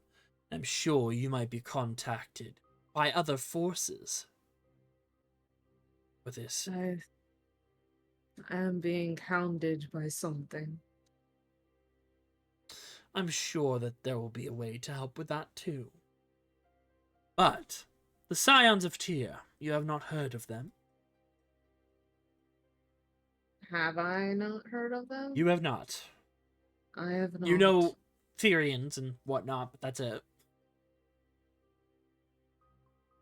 Well, the Scions of Thyr are a cult. The best way to explain them. Come, I need to walk and talk. You see, the Scions of Thyr are a divisive group. They do not necessarily follow the whims of other followers of Thyr. Scattered as they are, when their home was lost to them, destroyed by the gods, they scattered. A great deal of them, loyal to the cause, hid in the shadows, repopulating, gathering their strength, their wealth, their resources. They are led by a faction of very powerful mages, or magic casters. In particular, their leader is a man by the name of Alair. Calls himself the Herald of Thyr. Mhm. He's an extremist, and he will resort to any means necessary to achieve the goal of freeing Thyr. Right. And as I've told you, a Thyrian myself, I do not align with the beliefs of Thyrians in Thyr. He is a false god after all. And I do not agree with the Scions, especially. They've tried to recruit me and failed. They needed a... what's the word? Biomancer. To conduct their work some 3 centuries ago, and I declined because I was busy working on my theories. This was before I began my research on the occultist magic. I was into a darker path at the time. I was dealing with loss, and they tried to use my vulnerability to make me work for them. It was because of these people that I lost the person that I cared about. Because of Thyr. Because of Theric. I refused. They found, and then Alair took it upon himself to do these things. Created a special project. A dangerous one. The Core. K-O-R. Ah. In tune with the Excalibur project. I'm sure you've heard rumors of the god-killing weapon. And you have. Yep. That was a Thyrian design. A very powerful weapon. Started. And this is before the Cataclysm, mind you. This is when they tried to recruit me. But their head researcher on this project, Morgana, is one of his creations. Well as the other of the KOR project. The best way to describe them is genetically engineered and made super soldiers. They are capable of things that no mortal should be capable of. They were not born, they were made. So you just kind of sighs. And just like, ugh. And I'm guessing I'm not going to be sent alone for this. No, you will not. They are on the path of a group of adventurers. Higher ranking than you. That are in possession of a map with the locations of objects needed to awaken Excalibur. Without these, Excalibur would not function.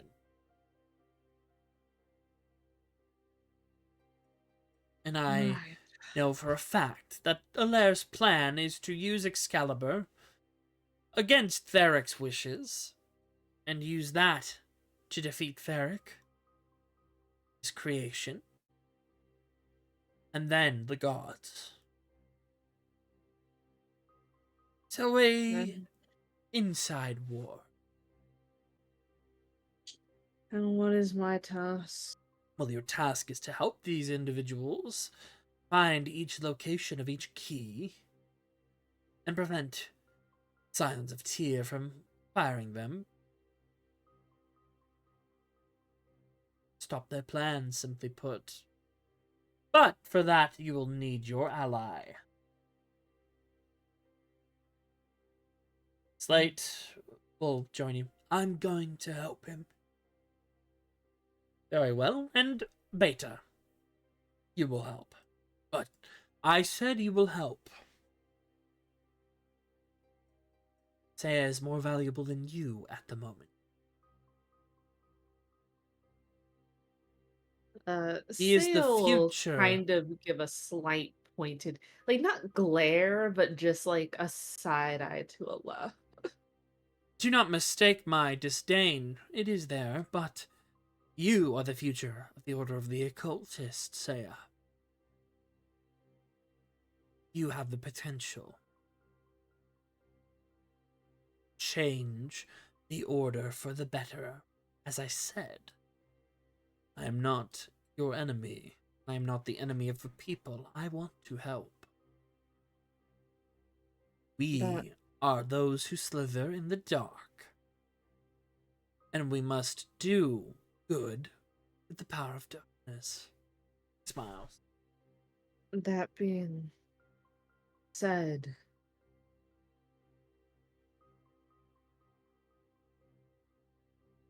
I would appreciate a kind of treatment to those I care about. Give me a persuasion check. Oh God, I'm not good at persuasion. Why do you do this to me? As I You can. and Zach. This is both of you.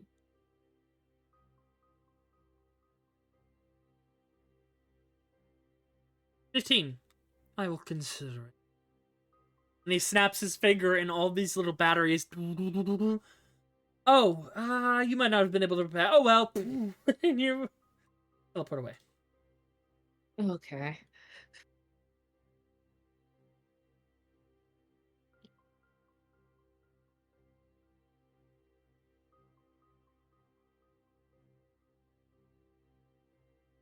First.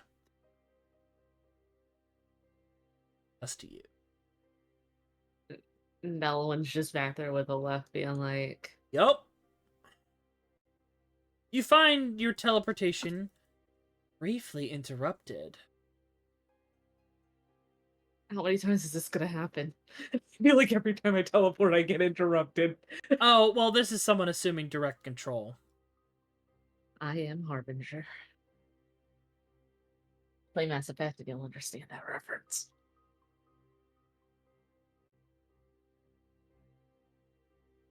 Let me get a change of music. You gotta talk with someone.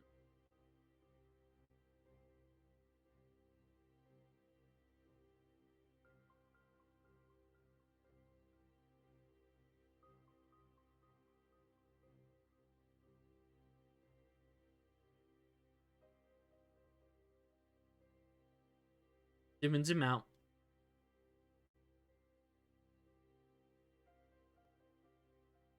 I got. Oh, no, no. Am I in hell?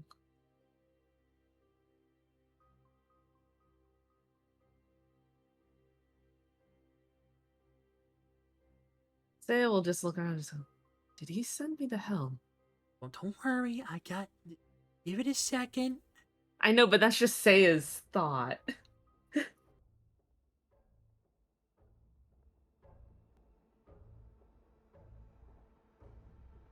Finally found you.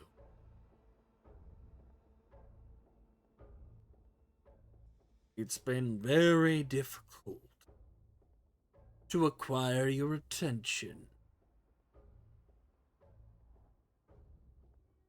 You are burning up, buddy. No, I have fire resistance.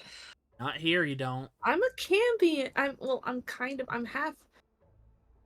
Look, I have enough devil demon fiend in me, then You're I should not be fine. resistant to hellfire heat. I have enough devil demon demigod in me. I'm a concoction that shouldn't exist. I'm fine. No. Yeah.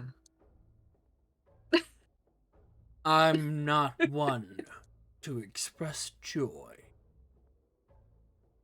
But I am pleased to finally meet you, Godchild. And you see forming out of the shadows, standing before you, a looming figure. Koi shaking a finger at your little lich face. You see a large humanoid figure. Gray skin, white hair, wearing a helm that obscures their eyes. Wearing black and red robes, plus the collar, hundreds of eyes. Their arms are wrapped in red cord. Wait, what? And behind them, almost a dozen spectral arms await. Wait, what?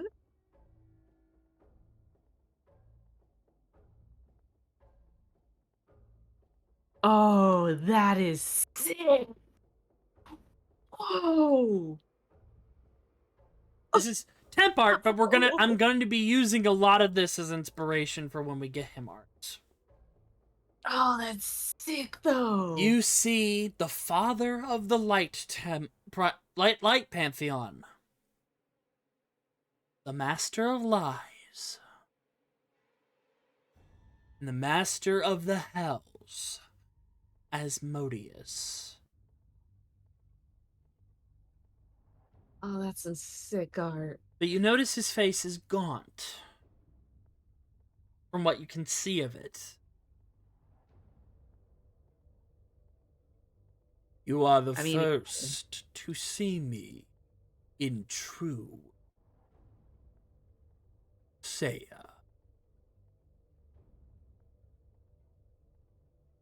Seiya kind of pauses for a second, like trying to even form a sentence. You feel the impulse to kneel.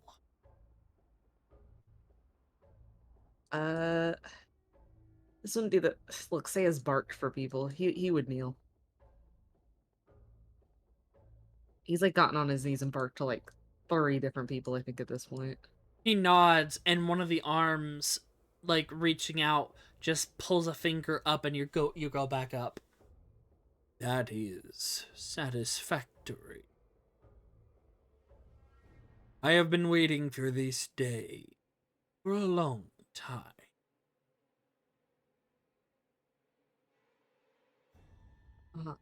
Part of the price of your existence, of your birth being permitted, was that I would have stake in your life. Thus I am your godfather. Get in line, the Koi the player says, looking at my list. You have gone through many experiences, and these are disheartening. Not only does the Whispered One try to claim you, other forces in my own domain try to harm you. I'm popular. Unfortunate. The after effect of your lineage. Sonia has many enemies. Only Sonia and yourself have seen me in my true form.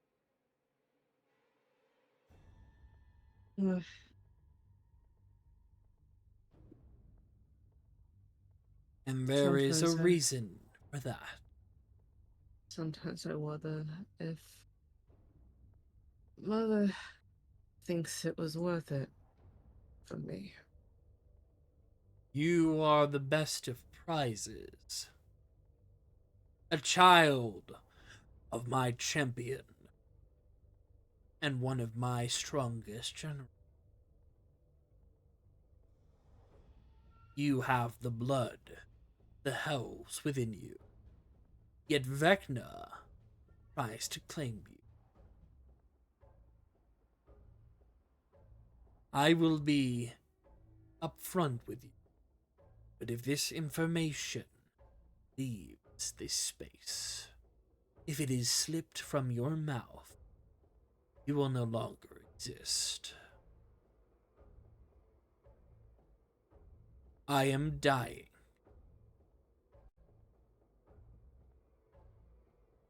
He gestures to his face. That is, shock.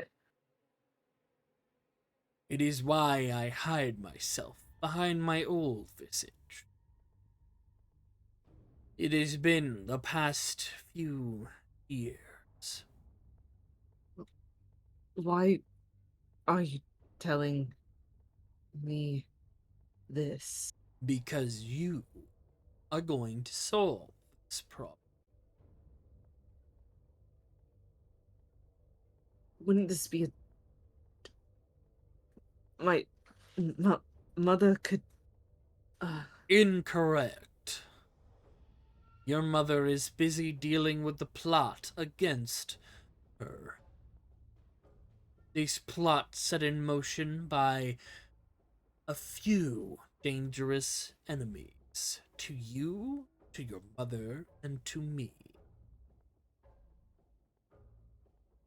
A scheme concocted by Acheron, your ally's sister, and Wolfrice Damned, all led under the banner of my former right hand, Mephistopheles. Your death by the hands of Acheron was orchestrated. A plot to weaken Sonya, to take their place, kill them. Not after killing you. Your existence is sought after, not because of the blood that runs in your veins of Vecna, but of what I have planned.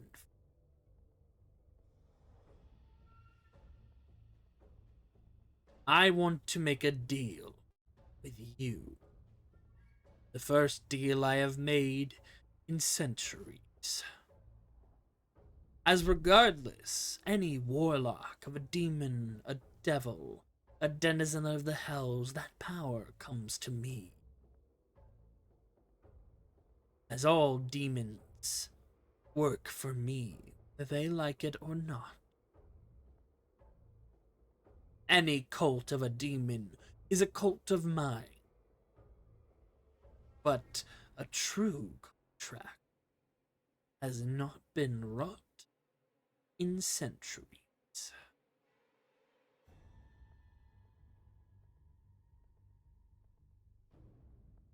And what are the details of this? You will cure me of my infection, my death that impends.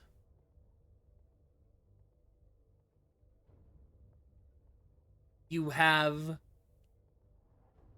3 months. Then my godly flesh will fail me, and I will die. The hells will erupt into apocalypse. You thought the blood wars were bad. Just wait for the ascension wars. Every demon, every devil, every godly being of the furnaces of hell will fight on both this plane and the material. Chaos. And why do why are you sending me your Because god? you are mine. You were promised to me. I sold you.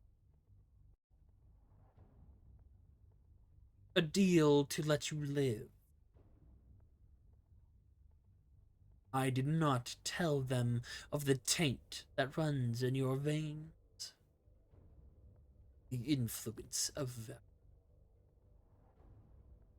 But I saw the first time as I attempted to wring the life out of your infant neck what you were meant to do. Did he just admit to trying to kill me as a baby? Yup! You were meant to cure me. And you will. There is an artifact. It has been taken from me a long time ago by a demon of the name Raphael, the son of Mephistopheles. This artifact is very powerful. It is called the Amulet of the Deep One.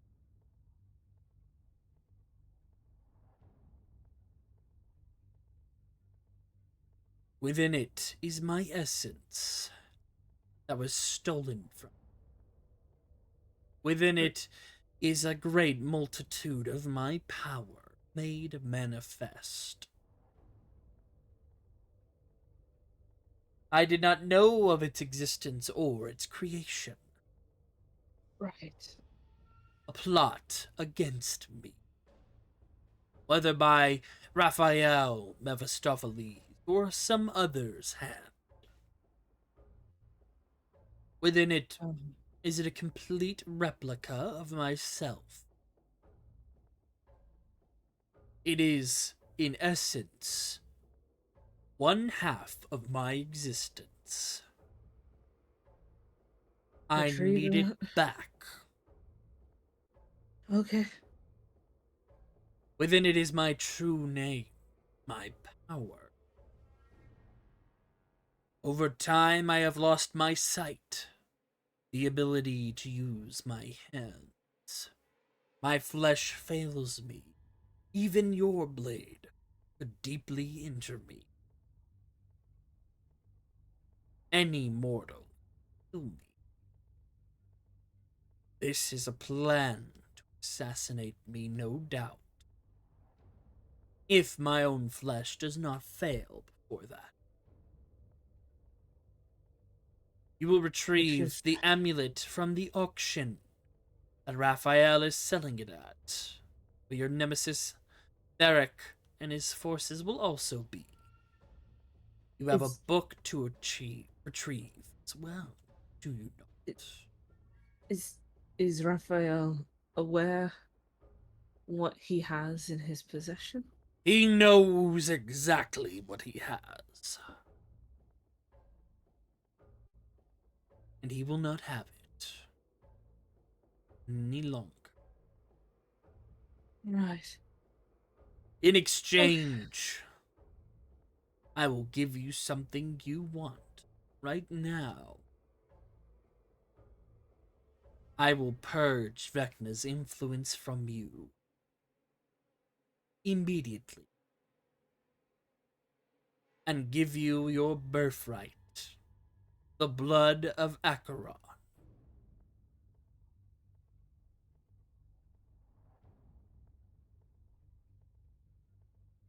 Out of character, what does this entail? Oh, I'm so glad you asked!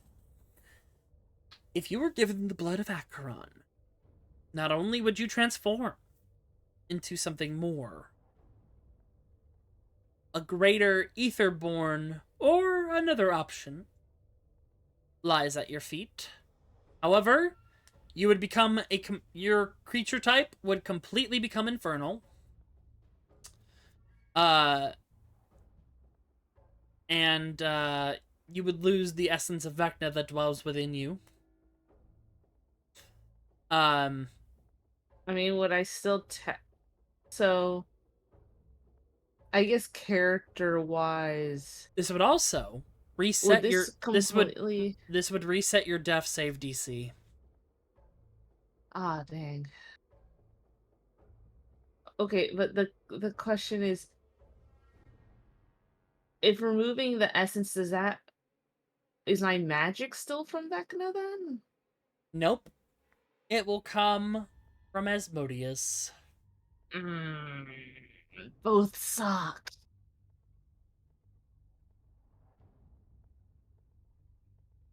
Not only that, but you will be imbued with the blood of Acheron, the literal river.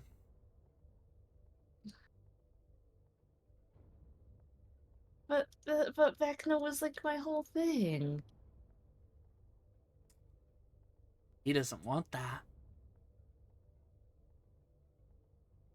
Also looks over at the Vecna campaign and yeah.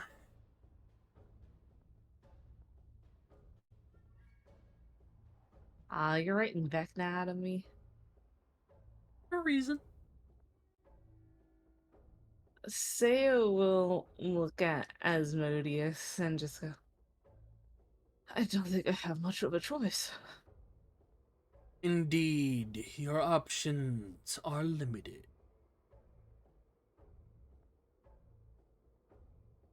But I will give you great gifts. I do not have ill intent for you. I am your godfather. My tasks are protector and guide. I will give you more than you could have. Nice.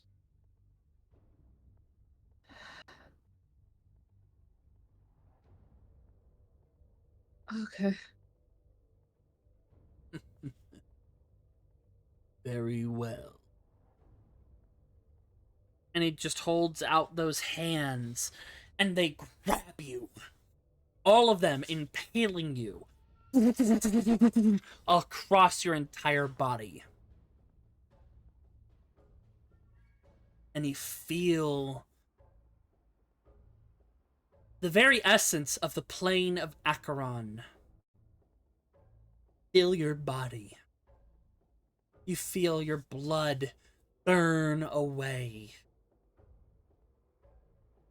You feel your Cambion traits that you gained shatter from the one that you ate.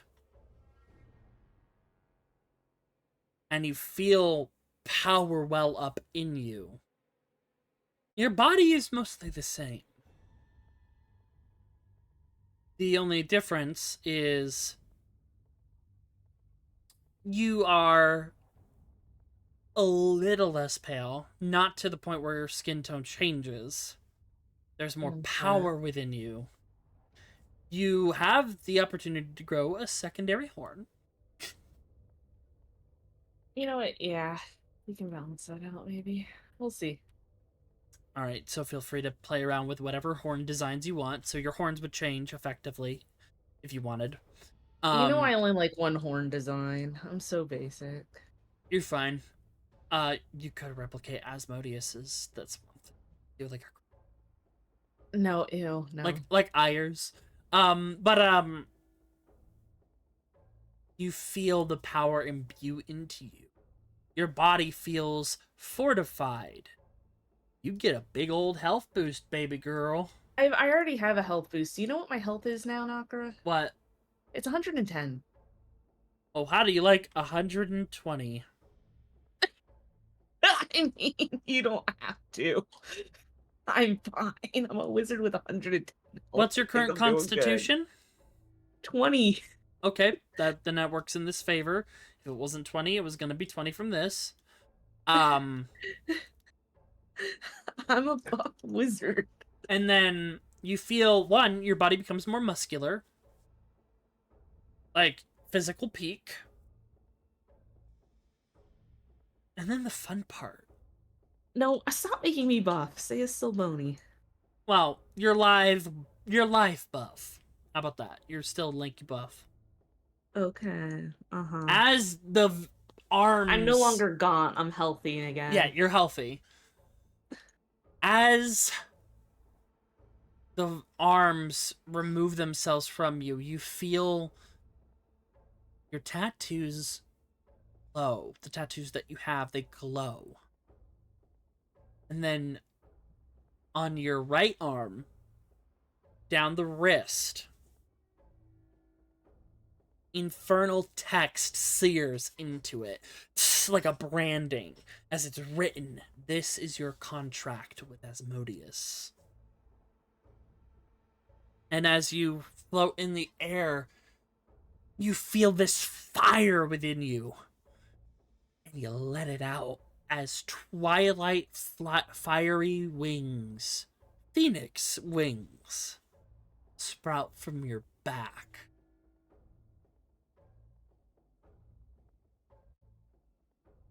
Seiya Ascilitas'Thel, I hereby invoke you with the blessing of Asmodeus and the Twilight Phoenix. You carry the power within you. You have the potential to branch, child, into more. But as our contract stands, the power of the Phoenix is now you. The line of Acheron within your blood. Should you fail to deliver the amulet of the Deep One, you will cease to exist. The memory, the name, the power of you cease to be. And when you restore me, you will become a champion of Asmodeus, of the Twilight Phoenix.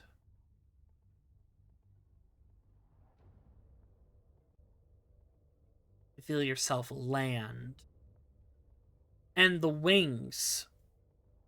Play a little veil guard here.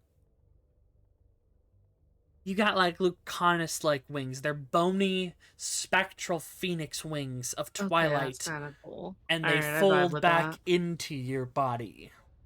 So, you have some fun stuff that I will be giving you in a feat. Okay. And you have the chance to change your race. We'll talk about that more off stream, into a greater etherborn type, like Cambion-esque creature. We'll talk about it off stream, but like this is just an optional thing. You know what? I will get a second horn. Let's do it. Okay, we'll talk about that. Yeah, we'll talk about that off stream. But yes, back to your regularly scheduled program. Enjoy negotiation. I'm pretty sure Seiya doesn't even have a chance to say anything before he's thrown off. Nope.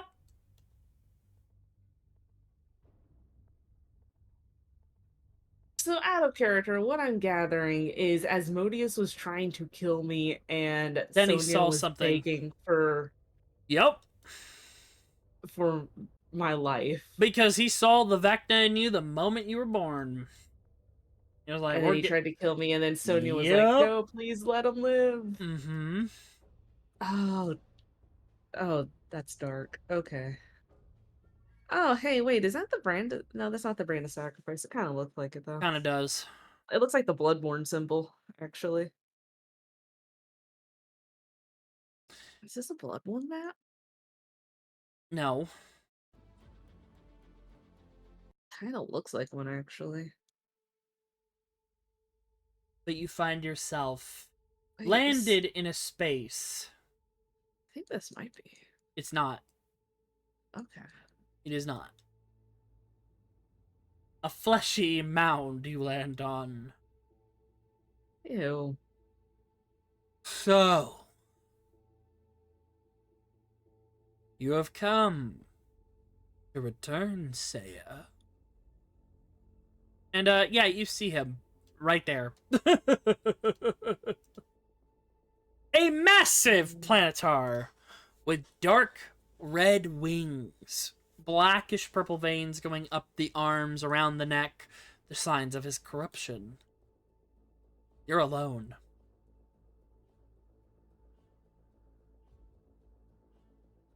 Seiya's looking around for the others. They're not here. But you realize something. Power within you. This new power. Bazarine looks at you.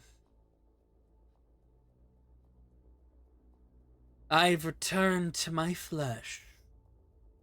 I am not your locks anymore. I am me again.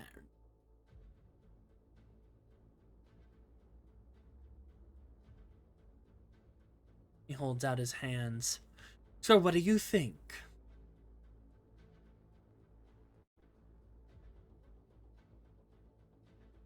I think we should negotiate. No. He snaps his fingers and you die. Shooting you with pure celestial corrupted energy, a hole bursts through your chest. You fall back. And then you get back up as your body begins to rapidly heal with a twilight fire of cinder and ash. What?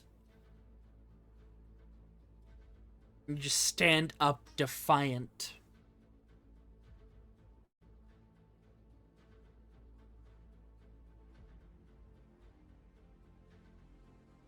You said I had potential, right?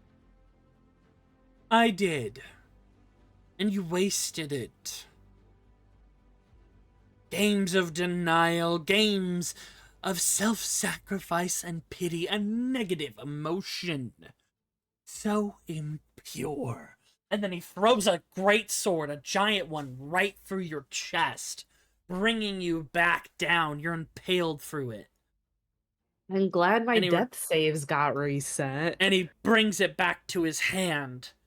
This nasty, like, bio sword. And then your chest closes again. Ooh, can I crow rip it out? No, it returned to his hands. It's a giant. It's a Aw. massive blade. He threw it through you to the point where. Oh, I got bisected. Okay. Yeah, to the point where it vertically it hit you through the shoulder and cut down to your That's I said waist. bisected. Yeah. And then you watch as your disconnected shoulder reconnects with that cindery twilight fire. What is this? Another step forward. I think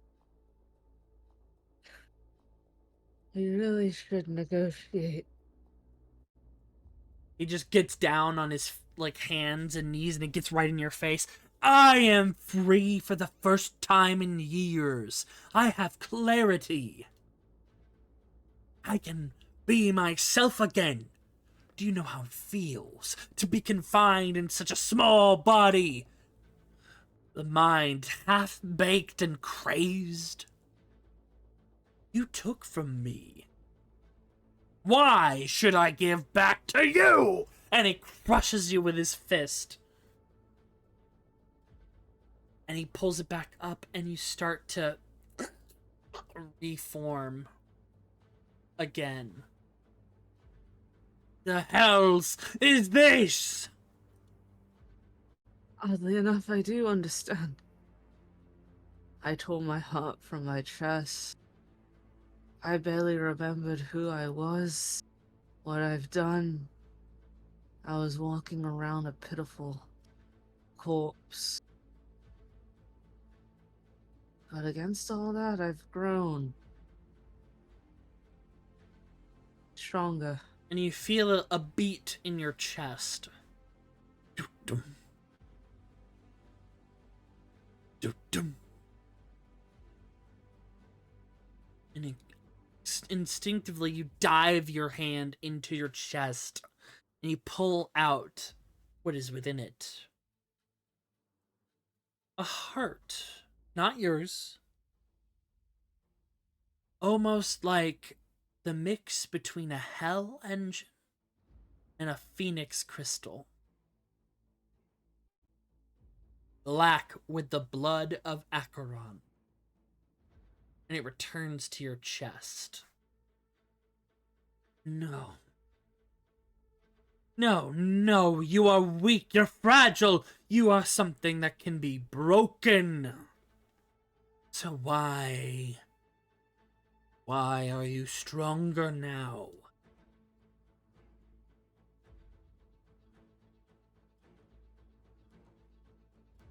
You know, sometimes, and give me a second, DM.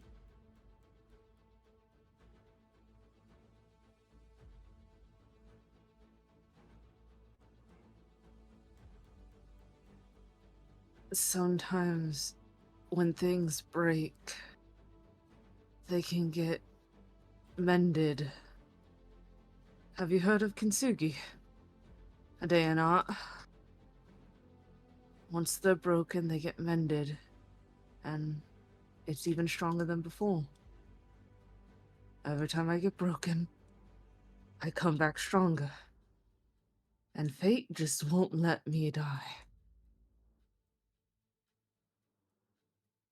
Ugh!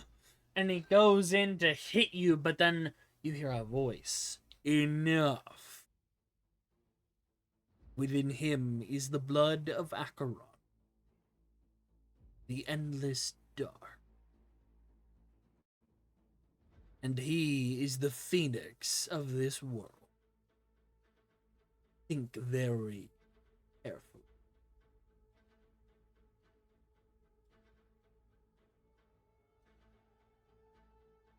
You see a fear in his eyes. An understanding. And then he looks at you.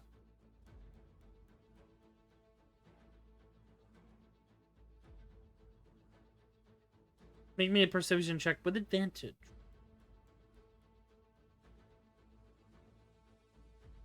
Alright.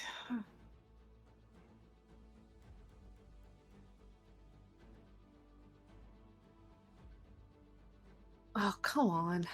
Look, I can't roll higher than a 15, Knocker. Okay. He sits down. Crisscross applesauce.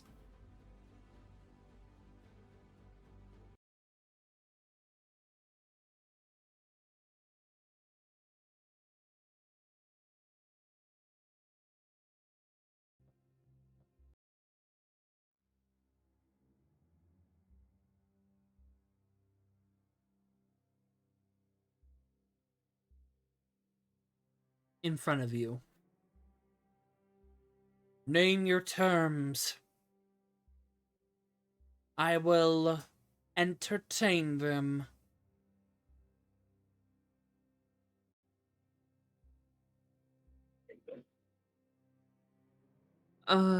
Stronger form, one more suited to you.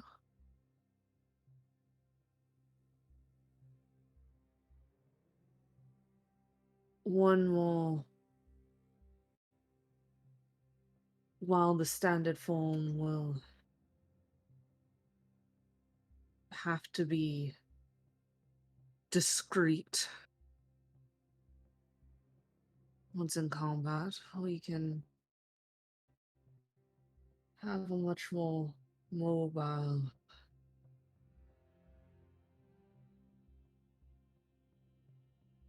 vessel.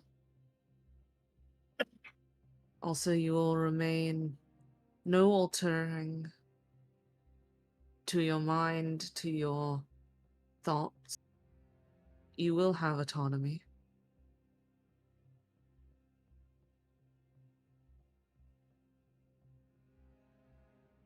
we won't be wizard and familiar.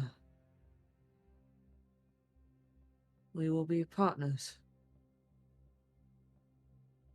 A deep breath. Counter term.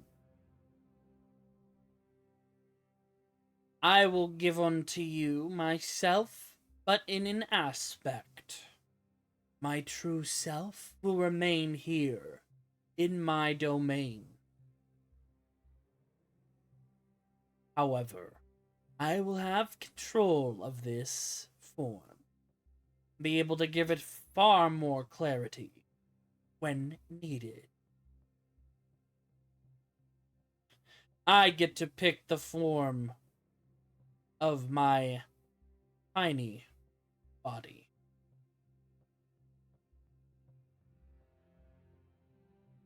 Ah. As long as it's something that is discreet, that won't cause too much untoward attention. I could see that being appropriate. Now, how much would you have in terms of sway if you're not with me? Aspect, is it a independent part of you, or would you be able to see in both planes? I would be able to see in both planes. It would be an exact replica of me, but more simplified. And I could take direct control if I need to. Now that's interesting. It would be quite a change from our previous negotiation. These are my terms. Can accept them or not. I will still be there in an aspect, and if necessary, intervene in full.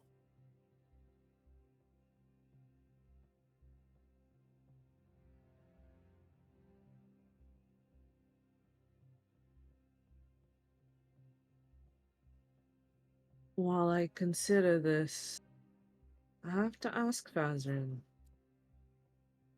why would you... Why do you want to help me that you are negotiating so? I am as I always was, a purifier. I was a servant of a different god, but I saw how vile and corrupt these worlds are, and I eradicate corruption for the source of perfection. And I wish to perfect you. I will then consider my sins atoned, and I will return to the heavens.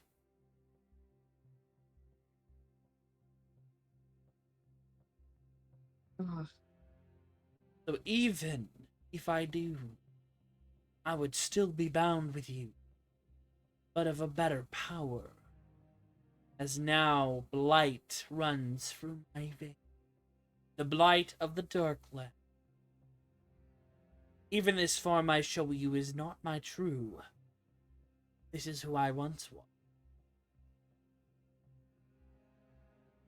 And you see a flicker for a moment of the flesh wings, of the bladed arms, the forearms, and just the blight all over him. I wish to be rid of this blight by this false god.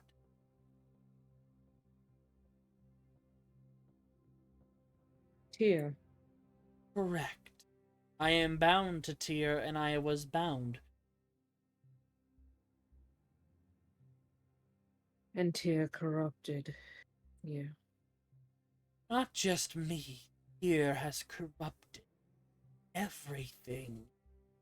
The dark. This I could not tell you before. My mind was fractured. The blight that has harmed this land for decades. For since the heroes of the Moonflower, since your family arrived here, is not caused by horror. The blight. He gestures to this whole room, because this is the blight. The blight was created by Thyr.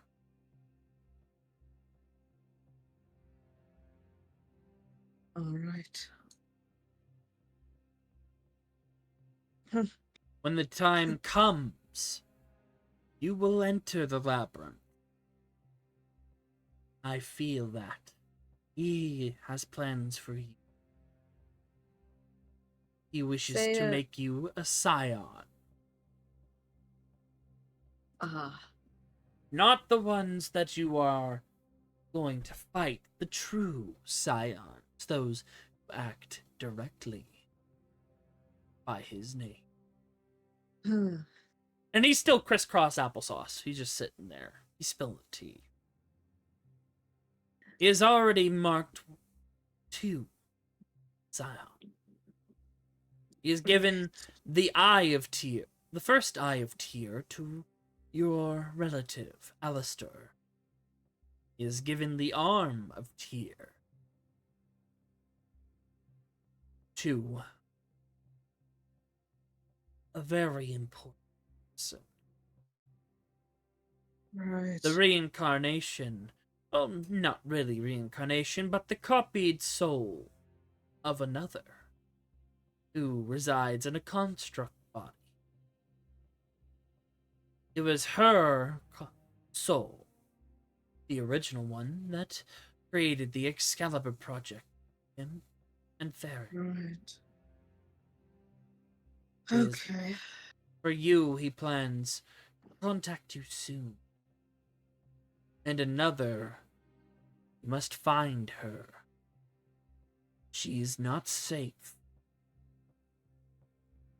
Her name is Ciel.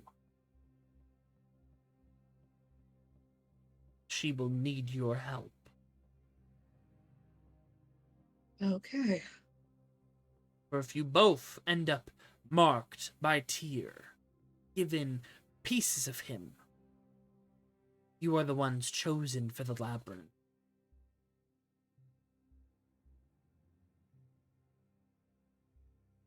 Seiya's just kind of trying to take. Seiya's got a lot of information today, and also had a big emotional moment, so he's just very exhausted, and will just nod. So, another very powerful being that wants to use me as a tool for their means. And he I think- gets up. Tristis would call this a Tuesday. Your friend Tristis is also on his own journey. Tuesday. The Dark Prince returns to his kingdom. Right. And he sits down, Oh, and as he sits, he creates a frown. My true form will remain here. I will prevent others from getting in. And he looks at the door behind him. Currently, I am the only one keeping him. The other guardians are mad or dead. I guess it is important that you stay here then. This is very necessary. So I My guess me body- taking you my- from your perch was. Dangerous. Seiya looks around at the blight. My body was rendered. My body remained. My soul did not. As such, I was blighted.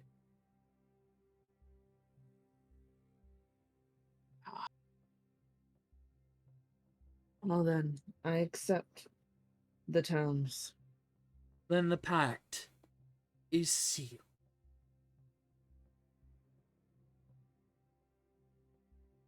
That you are returned.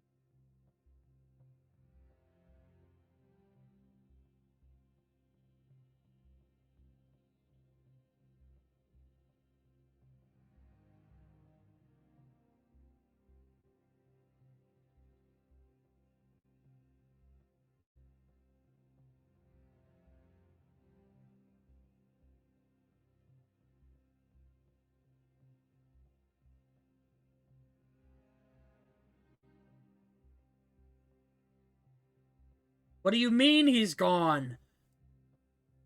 Wait, what do you mean he's gone? Get him back! I don't know how. And in a flurry of phoenix feathers and power, you arrive.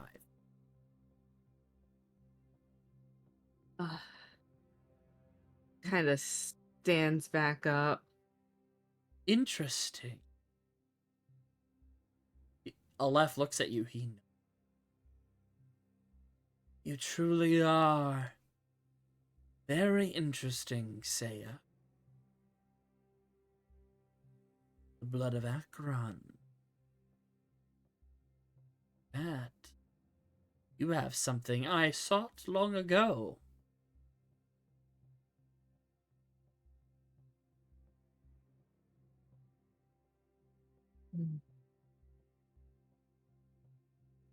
I succeeded.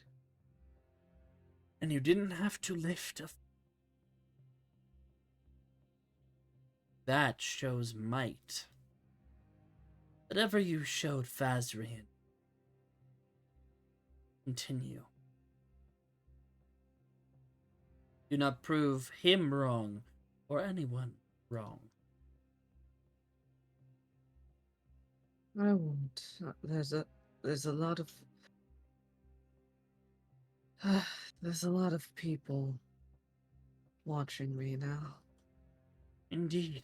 You were gone for a little bit of time.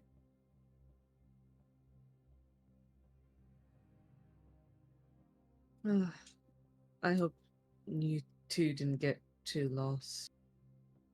We were gone just about the approximate. We would drift. For us, it only seemed like seconds of the teleport. Indeed. It seems as though the Lord of the Hells directly. We are not ones to deny him. Right. I have your next destination. You will take this night to rest. Prepare, gather your gear, and resummon your pact partner. But you have a funeral to attend. What? And allies to meet. Funeral? Yes, in Amberpoint.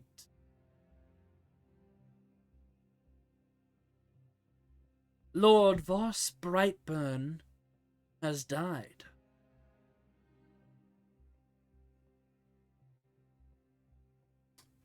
I would say for outside, Seiya doesn't seem to be showing stuff, but just it's the micro expressions that those who know him would be able to tell he's sad. Old age and sickness. Fortunate.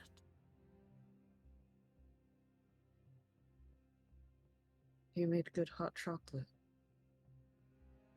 Hmm. Hmm. It is a shame. But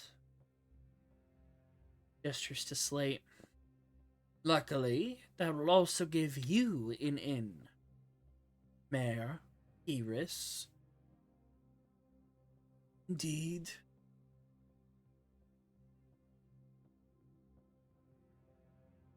For now, I would like you to travel with them. I've already had some people keeping an eye on Amberpoint.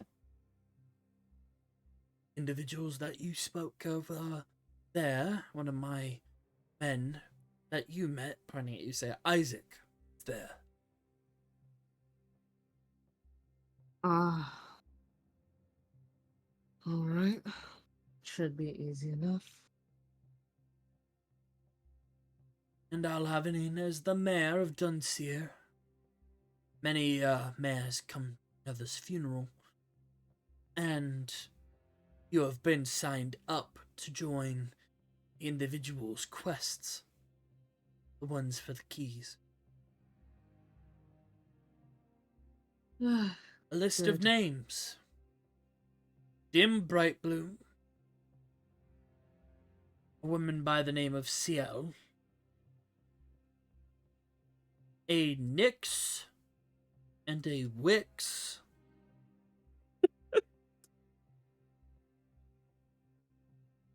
Seiya will just go, And Ciel. one Nythett. Ciel.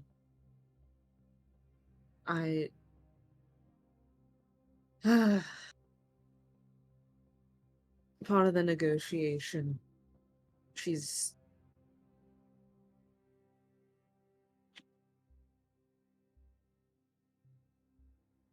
has eyes on her as well. Too.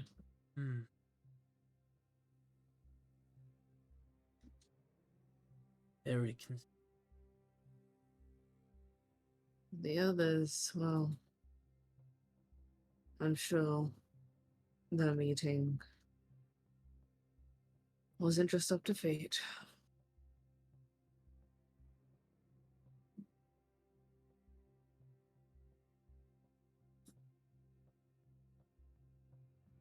interesting. Well, prepare then.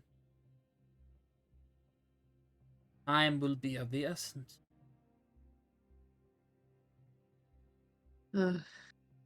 Right.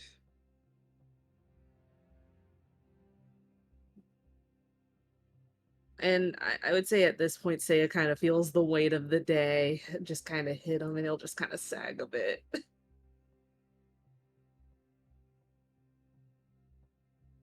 That's where your story for now.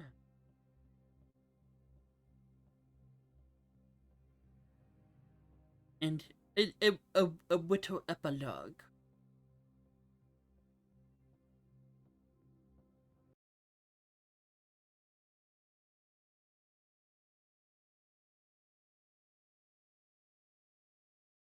Yeah, where am I sleeping? The guest quarters, of course. Oh, mean. They're so mean to me.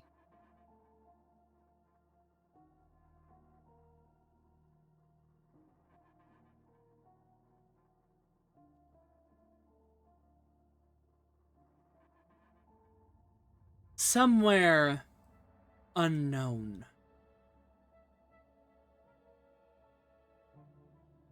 In a facility room.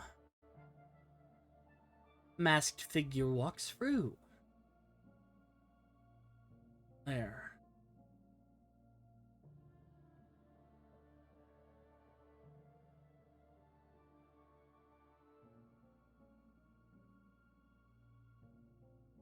Access granted. Alair. Welcome. Wait, no, that's not the voice, but yeah. I'll fix it in a second. Alair walks into this room. A lab filled with a number of pods. Other products and samples.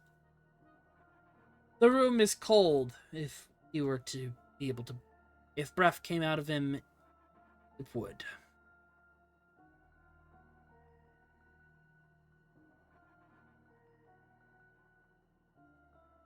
Merlin, system activate. Yes, Alair.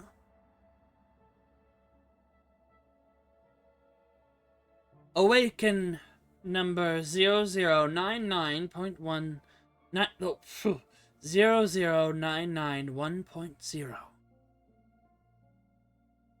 Confirmed. Awaking Arthur. Would you like to awaken any other members of the round? Yes. Awaken each pod within intervals of 2 hours. Very well. The first pod hisses.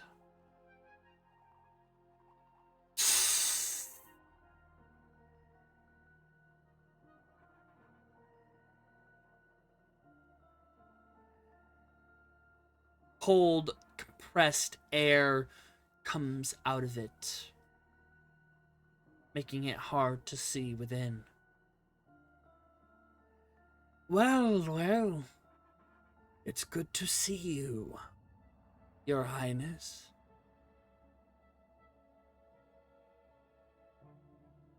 A lair. How long have I been out? 300 years, give or take, since the end of the war. A new one is starting. We have quite a few updates for you. It's time to reclaim your weapon. To reclaim Excalibur. A single arm grabs the outside of the pod. And don't worry, as we speak, I am awakening the other knights of the round. And that is where we end the prologue. Hey. I can't believe you're making me sleep in the guest room. That's so rude. Oh, don't worry, Elowen will be there with you. Oh, okay, that's fine then. I'm so excited for session 1. She Yeah. owes me. She swatted my hand away. She's so mean. Yeah, she can't show up vulnerability in public, yo. Uh-huh. But yes, pick up with session 1 on the 15th of December, Hey. Oh, wow. Yeah. where the party will come together under a unique session 1 meeting at a funeral. Yeah. Rip Peepaw. Rep Peepaw! I've been sitting on that for a while. I have been sitting on this for so long. You know, Yeah, oh my gosh. I'll explain it later. Maybe not on stream.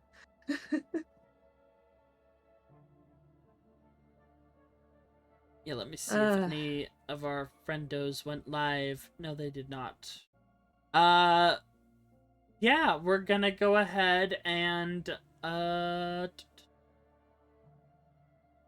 Probably be good to just... yeah. Yeah, we'll see you guys next time. I'm very excited. So we'll see you then. Bye-bye!